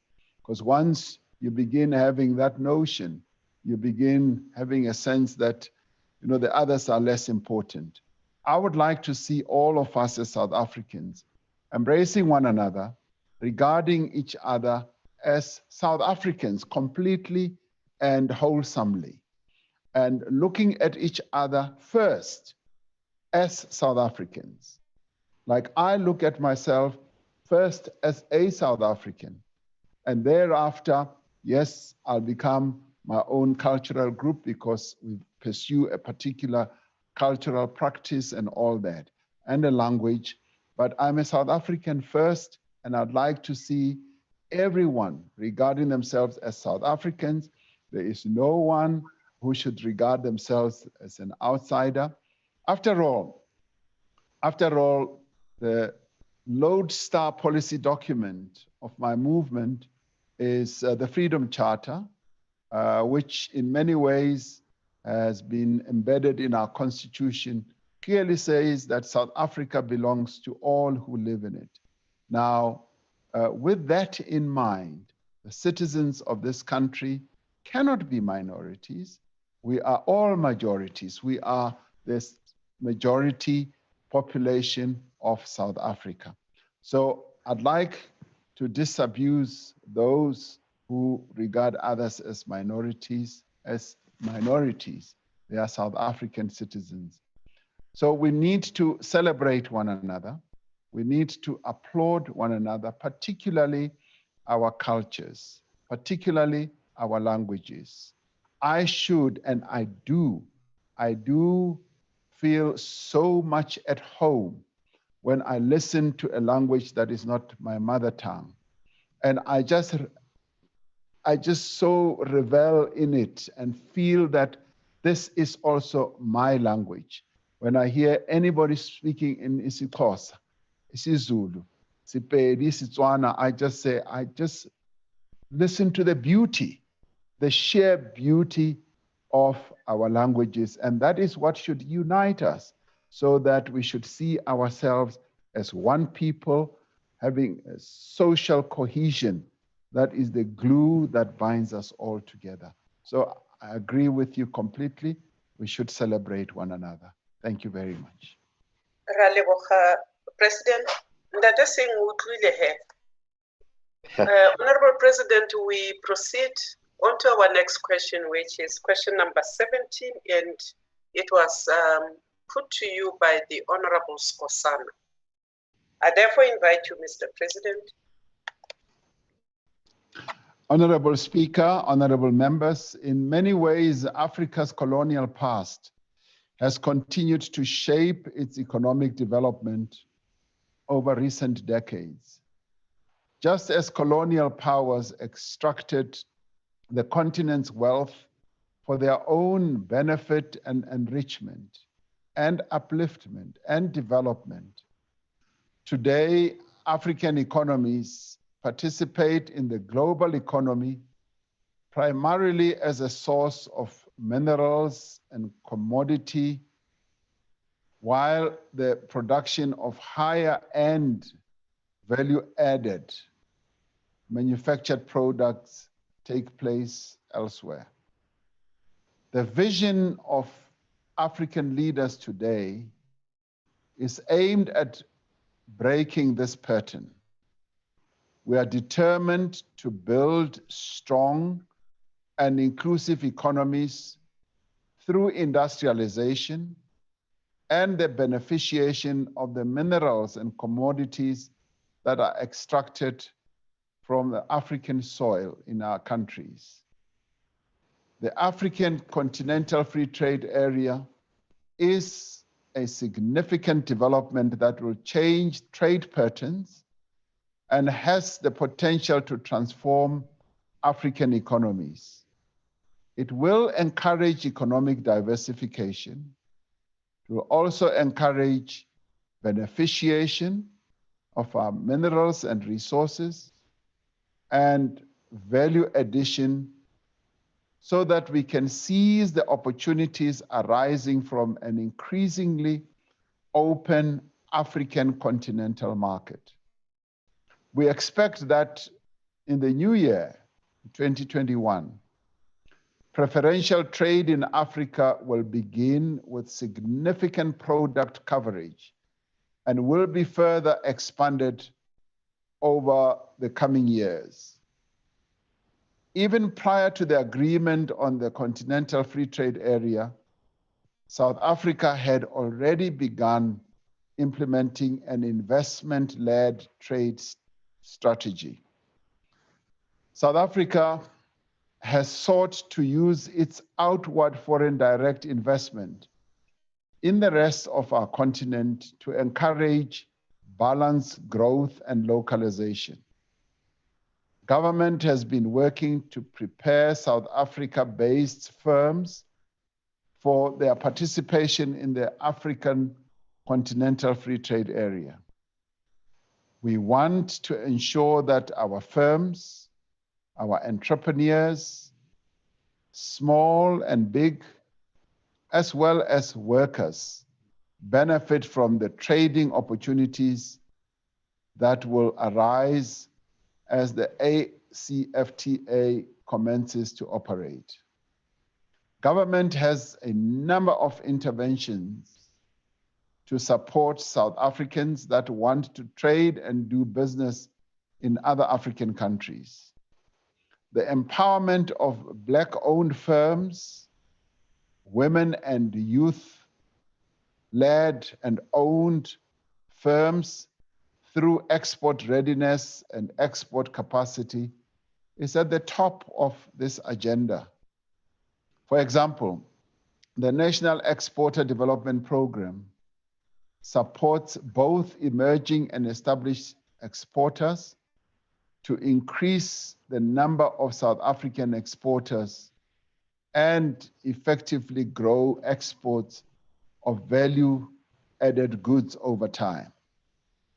In the last financial year, 1,029 emerging exporters completed training, of whom 1,006 were Black-owned, 494 were women-owned, and 227 were youth-owned. This is a phenomenal achievement. 88 women-owned companies were assisted to promote their goods and services through various trade promotion and marketing events in the continent. Between 2014 and 2018, South African firms invested well over $10 billion, around 160 billion rand, in different parts of the continent. And this has made South Africa the 5th largest source of foreign direct investment on our continent in value, behind the US, France, the UK, and China.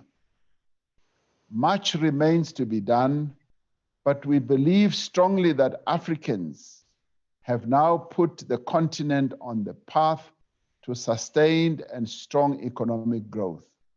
We want to see platforms like the one that we have created, which is the medicines procurement platform, which we created as a result of COVID.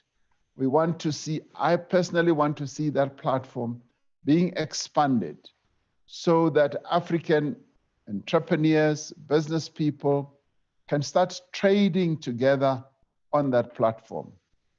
Yesterday, in wonderment, I saw how the Chinese have been trading on their platform, where yesterday, which they called Singles Day, on Alibaba, their trading amounted to almost 900 billion South African rands, almost R1 trillion, just in one day. And I believe with the population we have on our continent, we would have the capacity, we would have the ability to trade across the continent with each other, where we buy goods from other countries and set up a very robust and effective logistic system or network.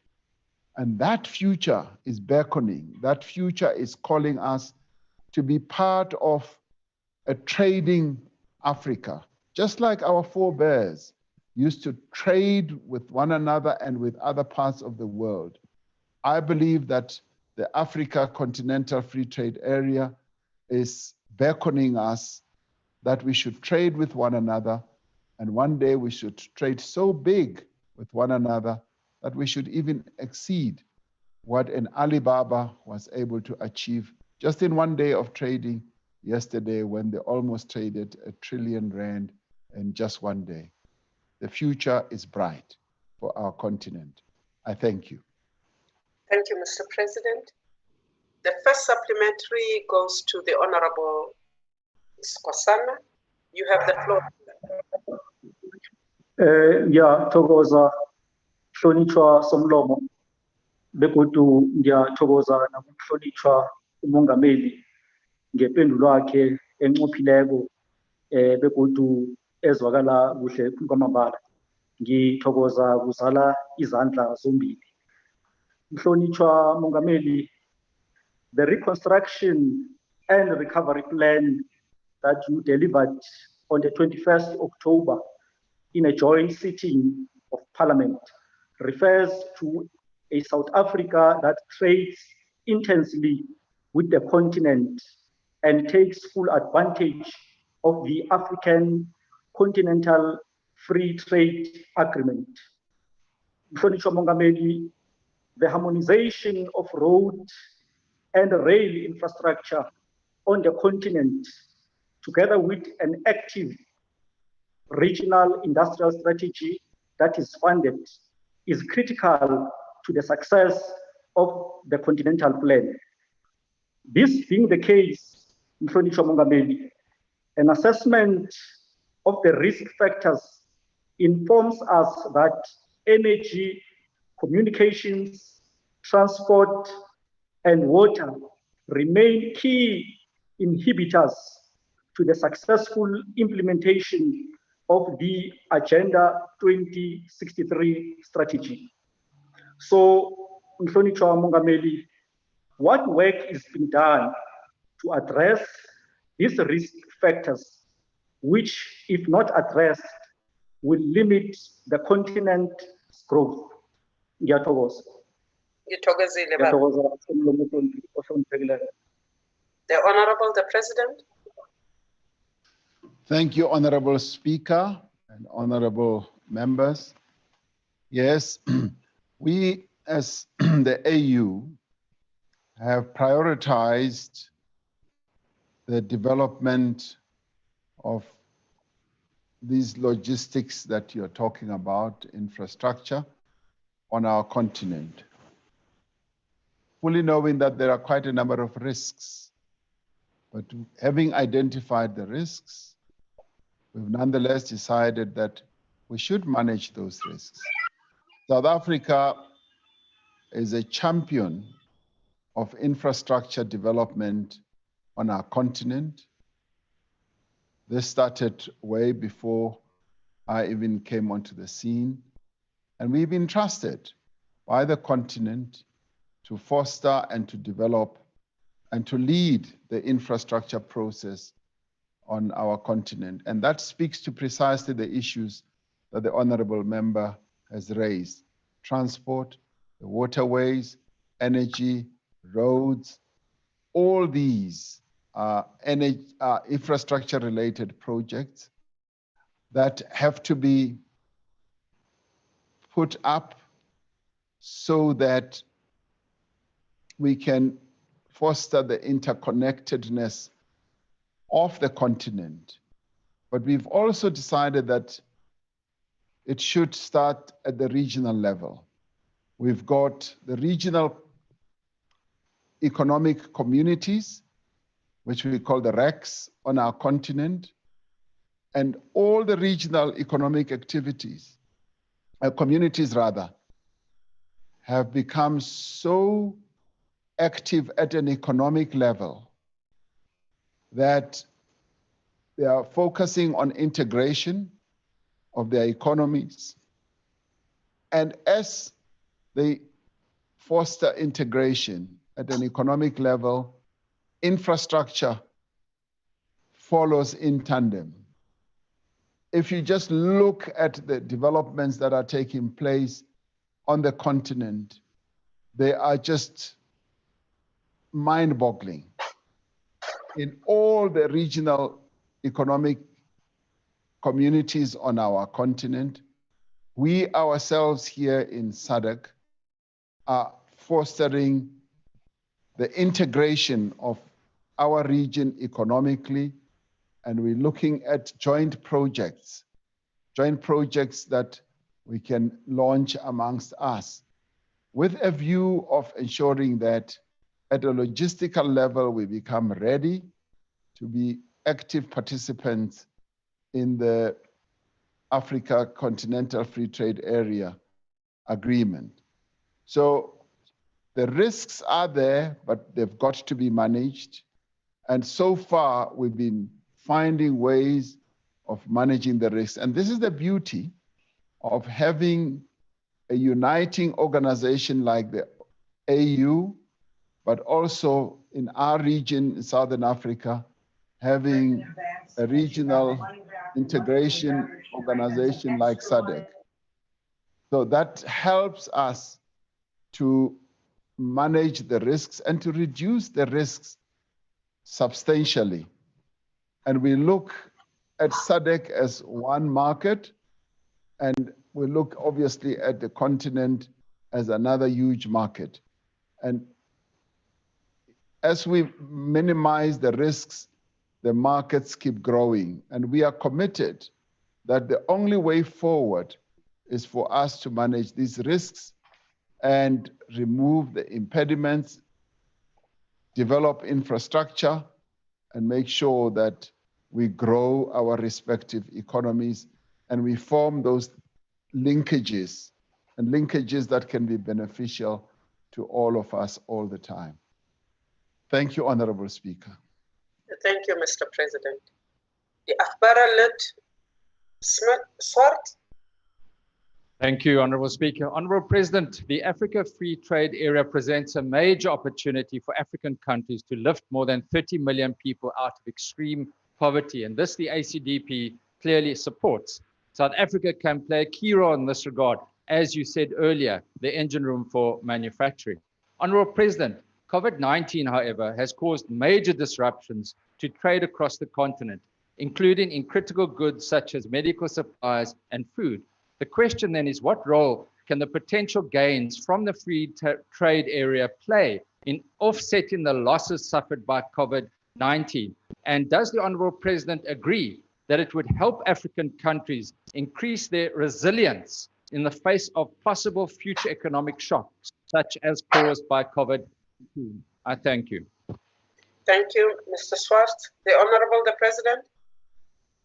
Thank you, Honorable Speaker. Honorable Member, the first thing, of course, is what I will now call a great endowment, is the AU, the African Union itself, because it is a body that unites us all. It's an endowment from our forebears. They had foresight to establish this organization, an organization that now binds us together, an organization that enables us to talk to each other, to get to learn from each other, to know each other, and to work together and cooperate together. So through this, we're then able to find unity of purpose in a number of areas, and going also beyond just the political, we find unity of purpose on economic issues, on social issues, and now we've also found unity of purpose on health matters, where we've been able, during the period of COVID, to unite our efforts, our intellectual property, our work-related capability to work together through the AU to craft a clear strategy to set up, as I said, a health procurement platform. And that in itself is a precursor of what lies ahead, what lies in the future, to be able to enable us to set up trade routes, if you like, to set up these trade enabling processes so that we are able to benefit, all of us together. You say the AfCFTA can lift up to 30 million people. I see it doing much more than that. I see it lifting all the boats at the same time and lifting as many boats as possible, running into millions and millions of Africans. This is one of the greatest opportunity for the African continent, and possibly the first greatest one was just to establish the OAU, now the AU, to forge unity amongst us. Now we have something that's really practical, that's pragmatic, that we can all work around, which is the trading platform that we are creating to be able to integrate the continent as a whole. So this is a great boon for us, and it is a great opportunity which we must exploit to good effect. And I believe that we as South Africans will be able to exploit it to good effect because we've got a strong manufacturing base, we've got a strong industrial base, which we now need to re-crank or crank back into life more effectively, because there is the entire African continent's market calling us to come and do business. So the future for us is a bright one. Thank you very much. Thank you, Mr. President. The next supplementary goes to the Honorable Mentor. Ma'am, you have the floor. Thank you, Speaker. Thank you very much, Speaker. Mr. President, you would agree with me that at the center of African continental free trade is a massive African economic development. Therefore, massive development of local industries in Africa to create sustainable jobs is the utmost important. Taking from the statistics you've given earlier, we need to tip the scale much more.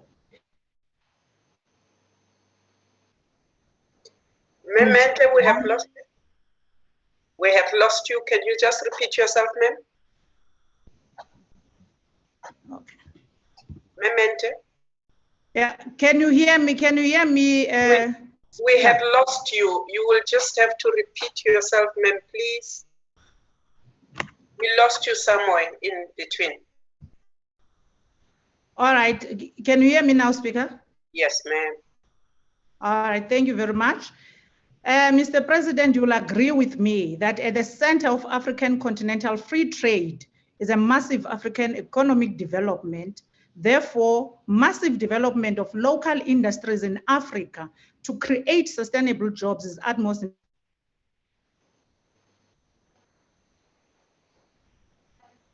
We've lost you again.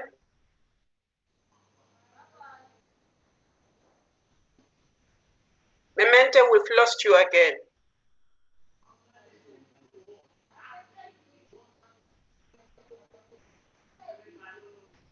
Mende is muted.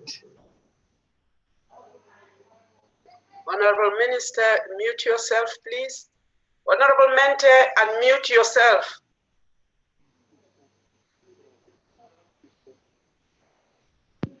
Honorable Speaker, I'm informed that she's off. She's off. Can we have somebody from the EFF then to take her place? Can I take the question? Yes, Speaker, please, Mr. Shibambo. No, thank you very much. So the question, President, is that increased intra-African trade requires that all African countries should have solid and reliable industrial bases so that they can trade goods and products that are made in Africa. Now, in South African context, government continues to spend billions of rands on goods and services that are not made in South Africa, while if they were made in South Africa, many jobs will be created and the economy was going to expand.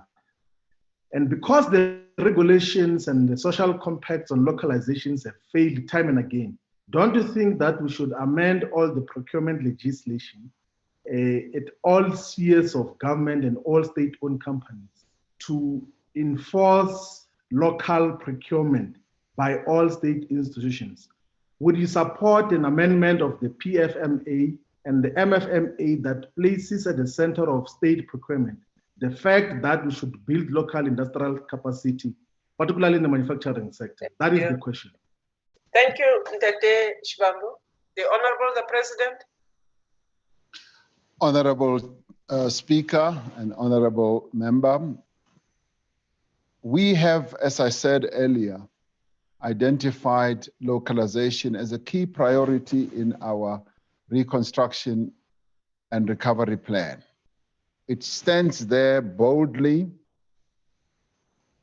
to enable us to focus on localization and never forget that localization is going to be one of the key enablers to boost our local manufacturing processes, to help to support those who operate in local businesses.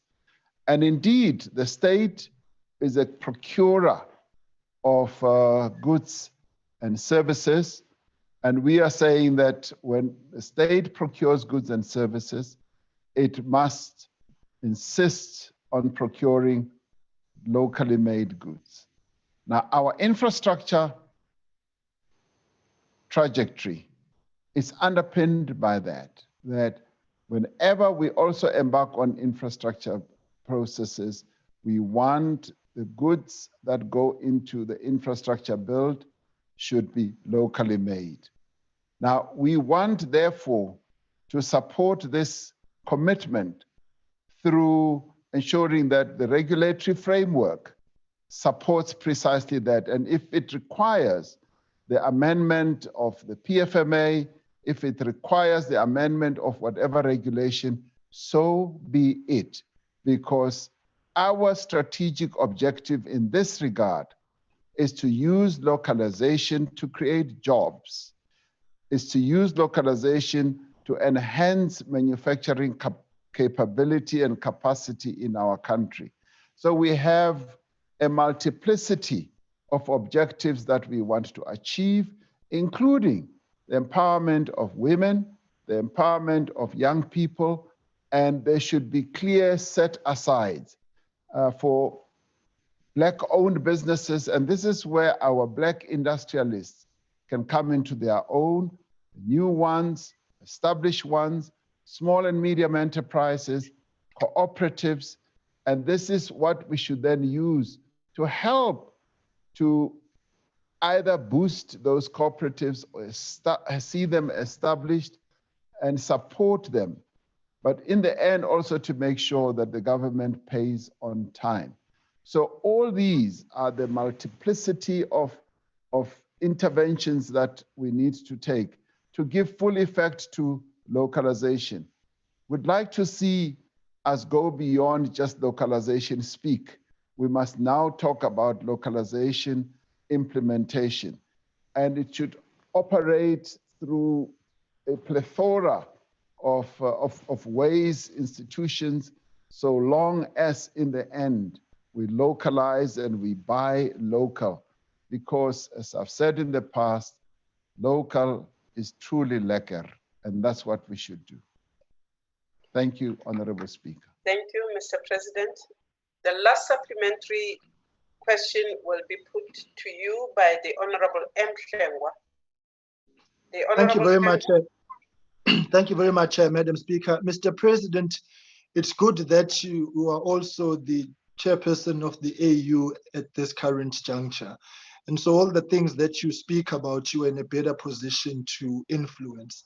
At the heart of the trade you speak about and economic growth and development of the continent is coherent, certainty, and decisiveness on the part of the AU on one hand, but also at the same time, it's the issues of peace and stability and security on the continent generally.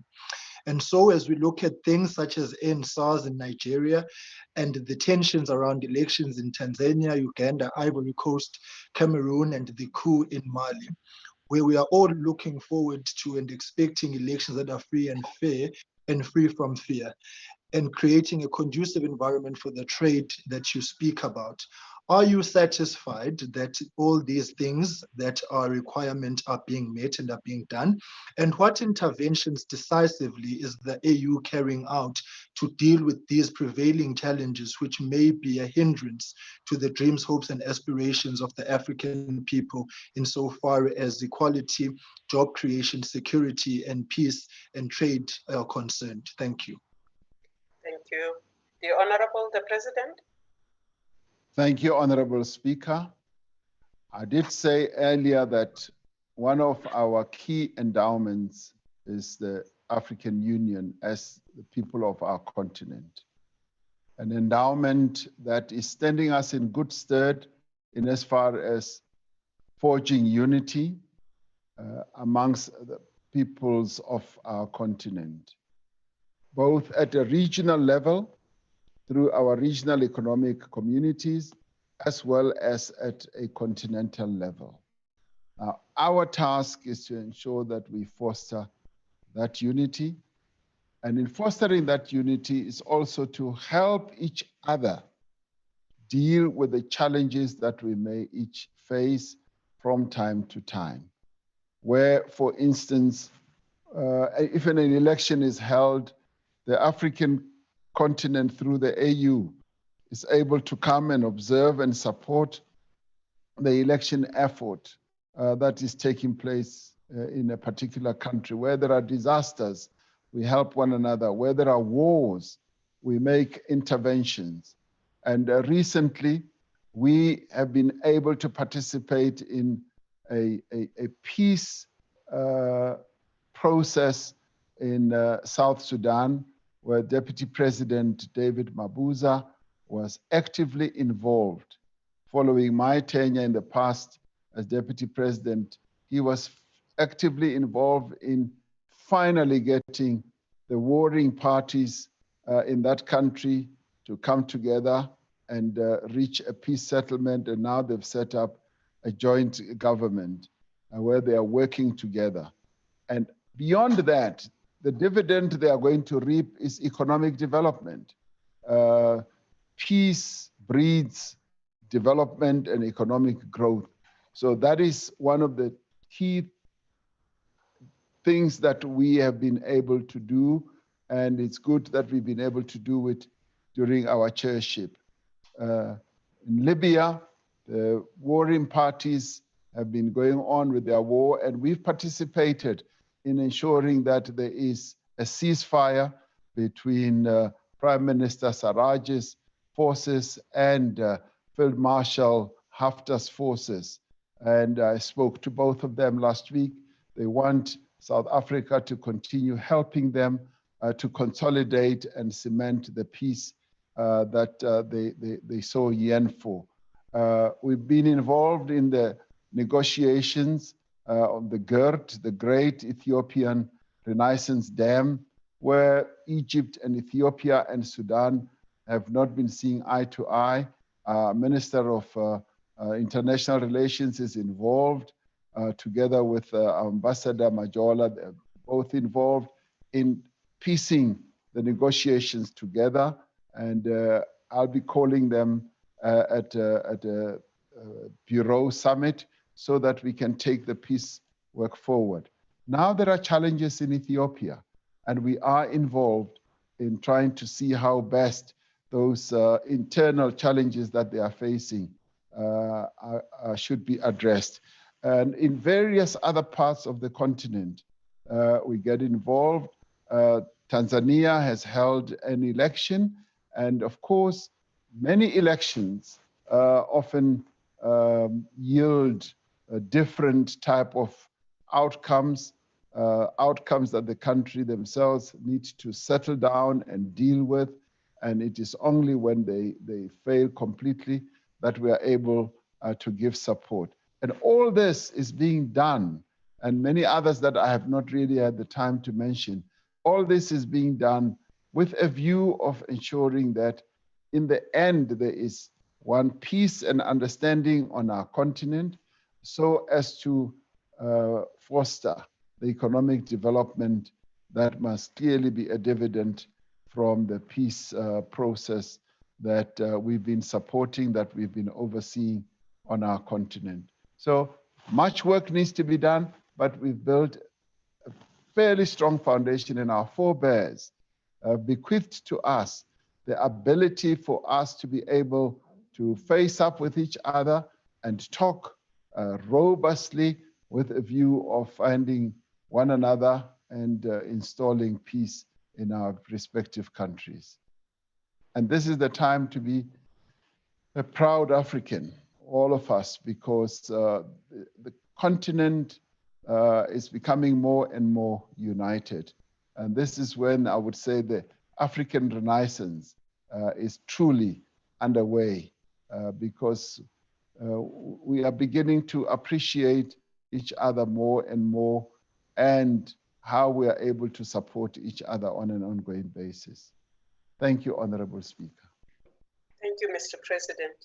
Mr. President, we go on to our last question of the day. It is question number 18. It was put to the question by the Honorable Bongo. Mr. President, I invite you. Honorable Speaker, honorable members, our country still bears the scars of its horrible past. The past of racial division and conflict. Racism takes many forms, as we all know.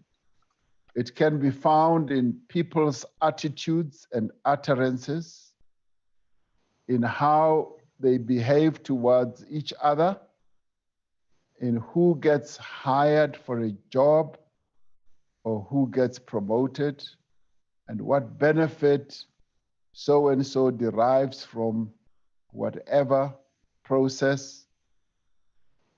Racial divisions are found in the structure of our economy, in the distribution of skills, land, and other assets, in access to services, and in the spatial design of our cities, our towns, and our rural areas.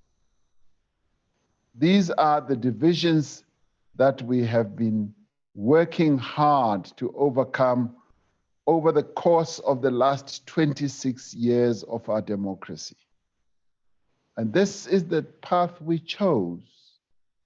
It remains our greatest and most important challenge. The vast majority of South Africans, black and white, support the work that needs to be done to overcome racism and racial inequality. According to the South African Reconciliation Barometer of 2019, published by the Institute of Justice and Reconciliation, 71% of South Africans believe that a united South Africa is possible. 7 out of every 10 South Africans, we are told, agree that despite our differences, there is more that unites us as a people than what keeps us apart. The events that took place in Senegal last month following the murder of Brendan Horner are therefore a clear challenge to the views and the wishes of the majority of South Africa's people across all race groups. The racial polarization that characterized the protests in Senegal, and indeed more recently at Brackenfell High School, were deeply disturbing, and I was deeply concerned about them because they go against the kind of society we are seeking to build. They demonstrate the extent to which racial attitudes still infect our society and how quickly they can resurface at moments of crisis. At the same time, we need to acknowledge that the situation in Senegal was quickly diffused. The law is being allowed to take its course, and the racial rhetoric that accompanied the protests was condemned by organizations as well as by individuals across society. Now, Chairperson, Honorable Speaker, while the Senegal and Brackenfell incidents show how much of our past remains with us, they do not reflect the broader South African reality. We are a country that has changed for the better over the last 26 years. Our task now, not just as government, but as broader society, is to act together to end all forms of racism, racial division, and racial inequality.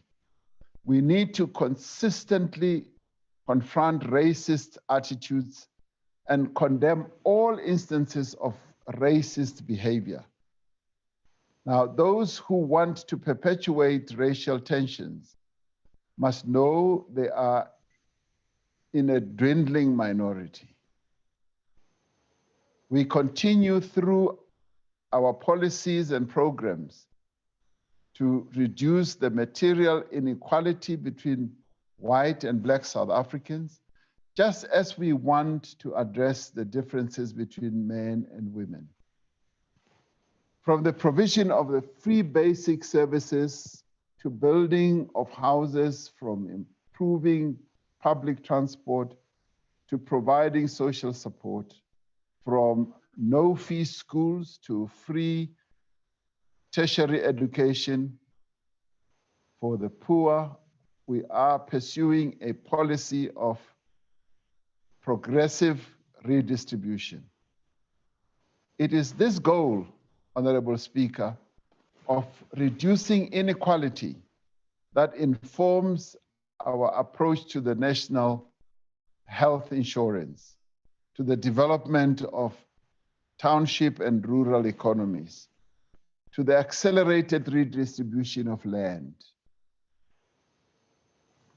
Now, with this, we also want to support our Black industrialists. We want to support emerging Black businesses that are led by women, that are led by young people. By making progress in these areas in increasing levels of investment and creating jobs on a far larger scale, we will steadily reduce the material differences between Black and white South Africans. In doing so, we will improve the conditions for lasting reconciliation and unity in our country. This is a task to which the government is committed and to which the vast majority of South Africans, Black and white, are committed. And this is what we should celebrate. This is what we should applaud, because in that regard, we are setting ourselves apart as a people who are committed to live together, to work together, to progress together, and be a nation that is united. I thank you. Thank you, Mr. President. The first supplementary goes to the Honorable Bongo. You have the floor, sir. Thank you very much, Speaker. And thank you very much, Honorable the President. Honorable the President, the sacrifices made by our forebears in securing a political and economic freedom in South Africa in order to build a non-racial, non-sexist, democratic, united and a prosperous South Africa cannot be understated. Incidents such as the one in Senegal and lately the one in Cape Town are of a serious concern to South Africans. What practical steps have government put in place in ensuring that this noble goal, as espoused by our forebears, does not or does get to be achieved without faith? Thank you. Thank you, sir. The Honorable the President. Honorable Speaker, what we are called upon to do is to continue subscribing to the values that are set out in our Constitution. The values of not being intolerant, values of tolerance, values of nation building, values of social cohesion. That is what we are called upon to do. And values also of reconciliation. That is what we should, as South Africans, be doing, and embracing one another, but also showing a deep sense of common understanding.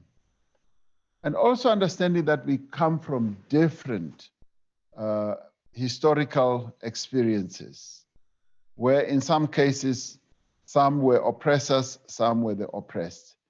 But also remembering that in 1994, we came together and forged a common future.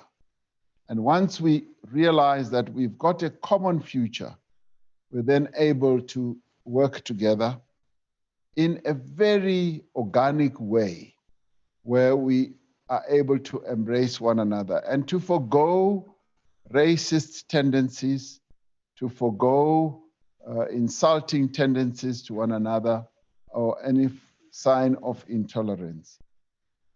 Government would want our nation to extend hands to one another, that where there are signs of conflict and difference, we should be able to sit down and discuss the matters and have organizations that are going to help us in achieving that. And it could be various organizations that promote reconciliation, that promote unity, rather than go on a conflictual type of relationship where nobody really truly wins. We should say in 1994, we drew a line in the sand and said, we forgo any strife, any conflict. We're now embracing one another. We used to be on opposite sides and enemies, but now Providence has brought us together. What our forebears were able to achieve has brought us together, and that's precisely the path that we should take. So it is really about, demonstrating understanding and tolerance amongst us. There's a lot that takes place, and we don't have to do everything all at once, but we do need to do certain things, because in the end, we don't want this country to descend into a civil war type of situation, as though we do not have our thinking faculties. We need to be extending hands to one another and forge a unity. That is what we ought to be doing. Thank you, Honorable Speaker. Thank you, Mr. President.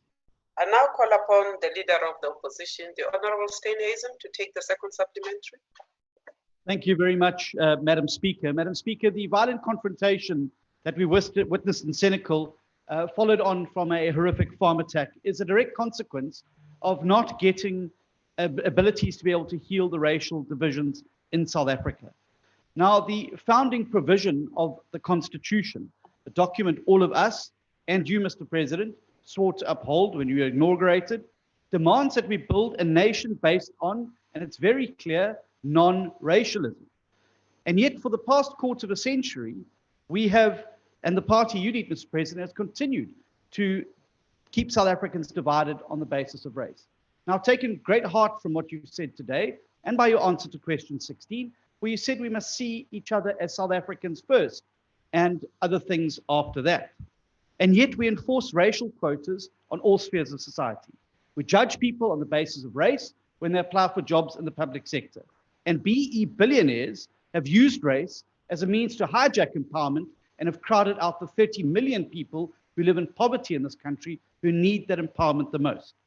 In Senegal, we see the results of what happens when a government keeps people apart. Race-based policies are tearing our country apart.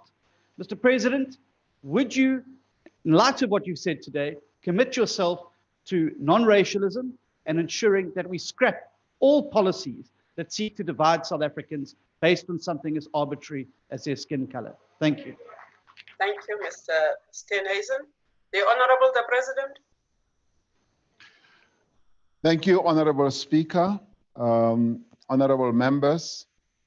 The commitment that we all made when we subscribed to our Constitution and adopted it irrevocably committed all of us as South Africans to forgo racist practices and to embrace a country that is based on the respect of the rights of all our people, and especially equality.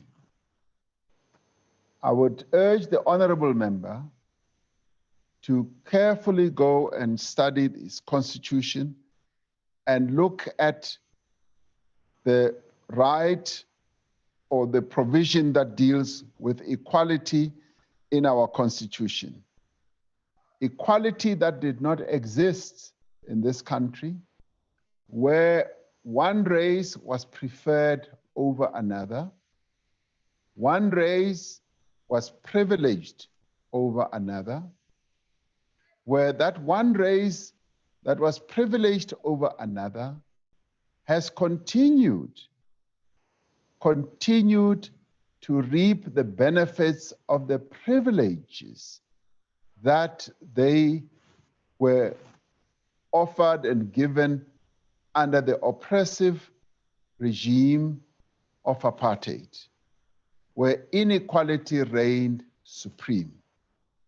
If you look very carefully at the provision in our constitution which deals with equality, it says very clearly that in foregoing inequality, we need, as a nation, to take steps, demonstrable steps, to ensure that we, in the end, those who suffered under inequality provisions are able, in the end, to be lifted up, so that we should take steps that are going to lift them out of inequality. Now, that is clearly stated in our constitution. And if we are indeed to live up to the provisions that are in our constitution, we cannot then say, when provision is made to lift those up who were unprivileged, who were kept down because the others had to enjoy the privileges, that in itself is a racist act. And yet our constitution is precisely about the very act of lifting everyone who in the past did not have the type of privileges that others had. Our government is not a racist government. Our government seeks to promote the rights and interests of all. Our government seeks to promote the rights of the women of our country, who over the years were the most oppressed. And so if we take steps to promote the interests of the women of our country, we are not being discriminatory against others. We are actually taking steps so that they too can reach a level of equality. If we take steps to promote Black economic empowerment, it is wrong for those who think that that is a racist policy. It is an empowering policy, and it should be embraced and applauded by all. If one is right up there at the top of the building and a ladder is put at the bottom and those who are at the bottom are enabled to go up the ladder, we should not be the ones to kick the ladder away. We should actually be saying we will hold this ladder firm so that you who are not where we are should be able to come up the ladder so that we can all be on the same level. That is what our policies are all about. They are empowering, and I am actually, frankly, surprised. I almost said shocked. I've been told not to use the term shocked. I am actually surprised at those who, having enjoyed the privileges of the past regime, take umbrage, are very angry, very upset when those who have never enjoyed those privileges are lifted up.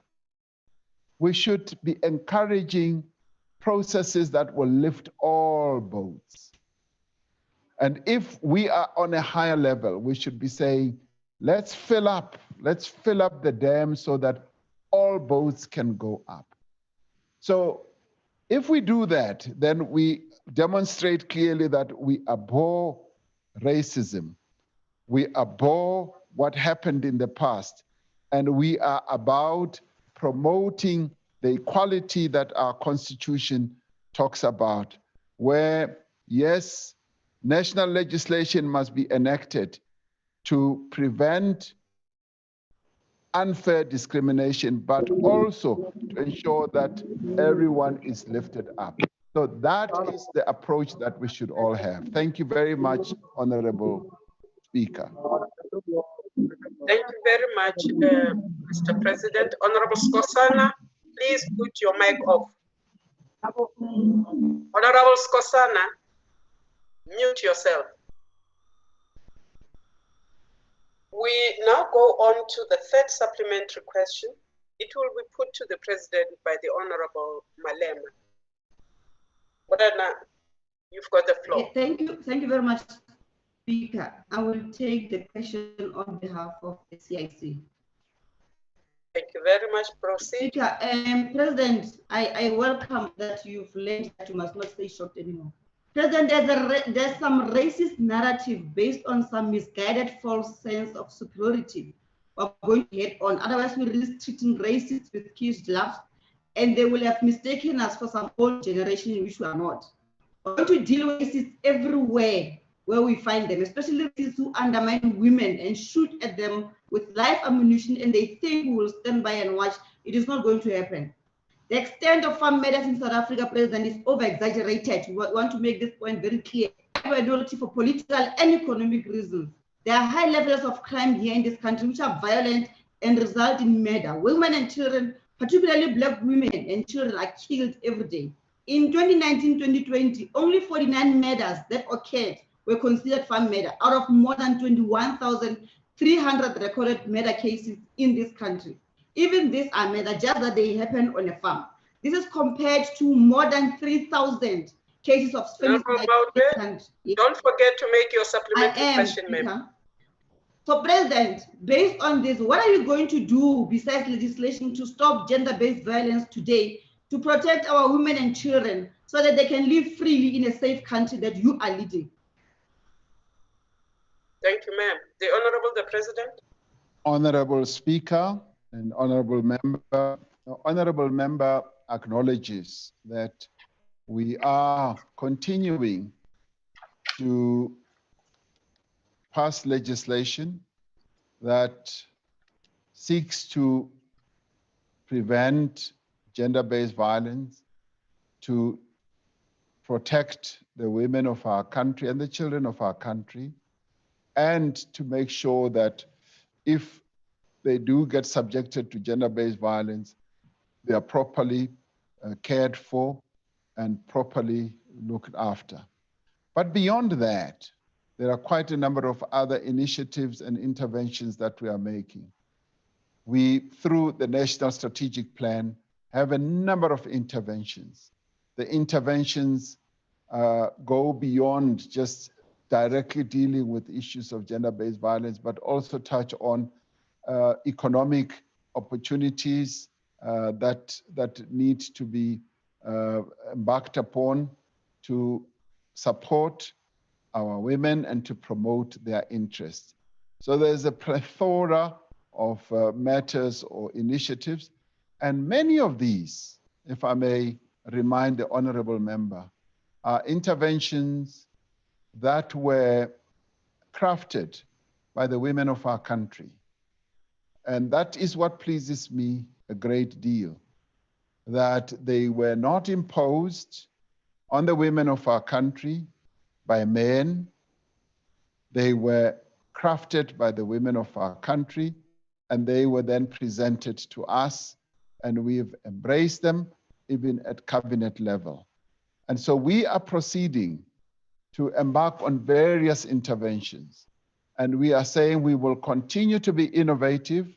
We will continue to be creative in the whole quest of protecting the women of our country, advancing their interests, and promoting their rights. That we will do without any fail, from the legislative arena right through to interventions that we need to take even at the economic level. And it is for this reason that we have placed the economic interests of the women of our country right ahead of other interests. When it comes to procurement, we want them to be the key beneficiaries. Why do we do that? Because we want the women of our country to be properly empowered. They are the ones who bring life to this country and to this world. They are the ones who nurture children of our country, and they are the ones who suffer the most. And therefore, we want them to be well positioned, and this government is determined to support the women of our country, and we will do whatever it takes to ensure that the women of South Africa are able to be well positioned and they enjoy their rights, and we support them economically as well. Thank you, Honorable Speaker. Thank you, Mr. President.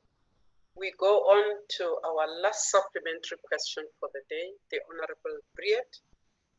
You have the chair. Thank you, Madam Speaker. Mr. President, after Senegal 1,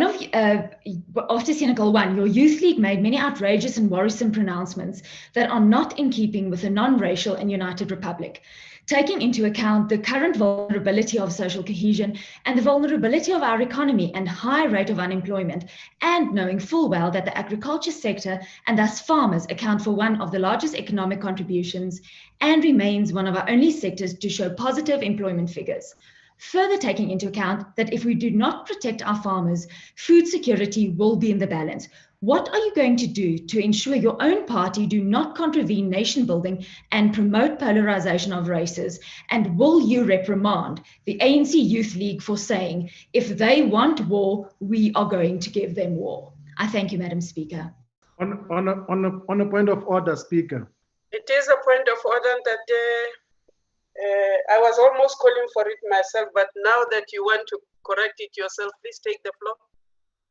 No, the speaker on the floor mentioned the youth league, which doesn't exist. We can't talk about imaginary things because there's no such thing as youth league. And how do we even entertain things that are not there? Honorable Shibambo, that's not a point of order. I thought you were going to own up that you actually promised war if people asked for it. Honorable President, you have the floor. Thank you. Thank you, Honorable Chair, Speaker. I see that Honorable Shibambo is displaying a smirk on his face, but he talks about a youth league. He does not say which youth league, because I know that a number of parties have their own youth leagues. So I don't know which one he's talking about, but that is just an aside. More directly, I would say that no one in South Africa should be talking about war. War is a very dangerous phenomenon. And I think those who talk about war are playing with fire. They should see what war does in other countries, where war is unleashed among citizens. There's nothing there that is benefited by anyone. We've seen it, literally myself and the DP has seen it in countries like South Sudan. War is just a road towards attrition, towards suffering, towards everything that is wrong in the human development area of things. So we should never talk about war. And I would say that that should actually be the language that should be banned by all of us as South Africans. We do not want to see war in our country. We are a country that has emerged from the worst of human degradation, which really was a war against the citizens of our country. And we must forgo that. That belongs in the past. What we are about is that we are nation builders. We will always differ, we will always have difficulties, but we should be committed to finding solutions on an ongoing basis. And when it comes to our people as a whole, our government is there to protect all our people. We want to make it clear that we want to protect people who work and live on farms, whether they are farm workers, whether they are farmers, both black and white farmers, they should be protected and they should feel protected. They should have a sense and a feeling that this is their country, there's nowhere else to go, they live here, and where their protection is weak, we should find ways of strengthening their protection. Our protection services, as in police and other services, should always be there to protect the people who work on our farms, people who produce food, be they farm workers, be they farmers themselves. But that protection must be all round. It should be also protection for our women, our children. It should also be protection for our businesses. Some of our businesses have been subjected to continuous attack, to hijacking by those who want to extort money from the owners or the operators of our businesses. All that must come to a stop. We must be a country of law abiders. The rule of law must reign supreme in our country, and that is why I have to be firm on those who use loose language and talk of war and talk of conflict and talk of attacking one another. We must desist from seeking to attack one another whenever we have differences. We should rather talk to one another, not past one another, talk to one another and embrace one another and recognize that, yes, there are differences. Where some commit errors and express themselves in racist ways, their ways should be corrected. And we must use our agencies, our institutions, to correct those who err along the path of social cohesion and nation building. This is what we are as South Africans, and we must not ever deviate from this path. We've come from a very dangerous past, a very sad past, and I would say that those who seek to take us back to the very terrible past that we've had are not acting as South Africans. And I would even say those who seek to take us back there are enemies of our people. Our people inherently want peace. They want to live in peace, and therefore we must forego any activity that is going to disturb the peace that our people want. Let's embrace one another as South Africans and move forward as one nation, united under one constitution, under one flag, under the rule of law, moving together in social cohesion as South Africans who are proud, yes, of our heritage, but even more proud of the future that lies ahead of us. Thank you, Honorable Speaker. Thank you very much, Mr. President. That concludes the questions to the President. And I have the honor to thank you today, Mr. President. Honorable members, this concludes the business of the day, and this House is adjourned. You can see it. Thank you, Speaker. Yes, Commissar. Wow. Mandla. Iyo le ndaba, Commissar. Thank you. Thank you, Honorable Speaker. And the House Chairperson Boroto.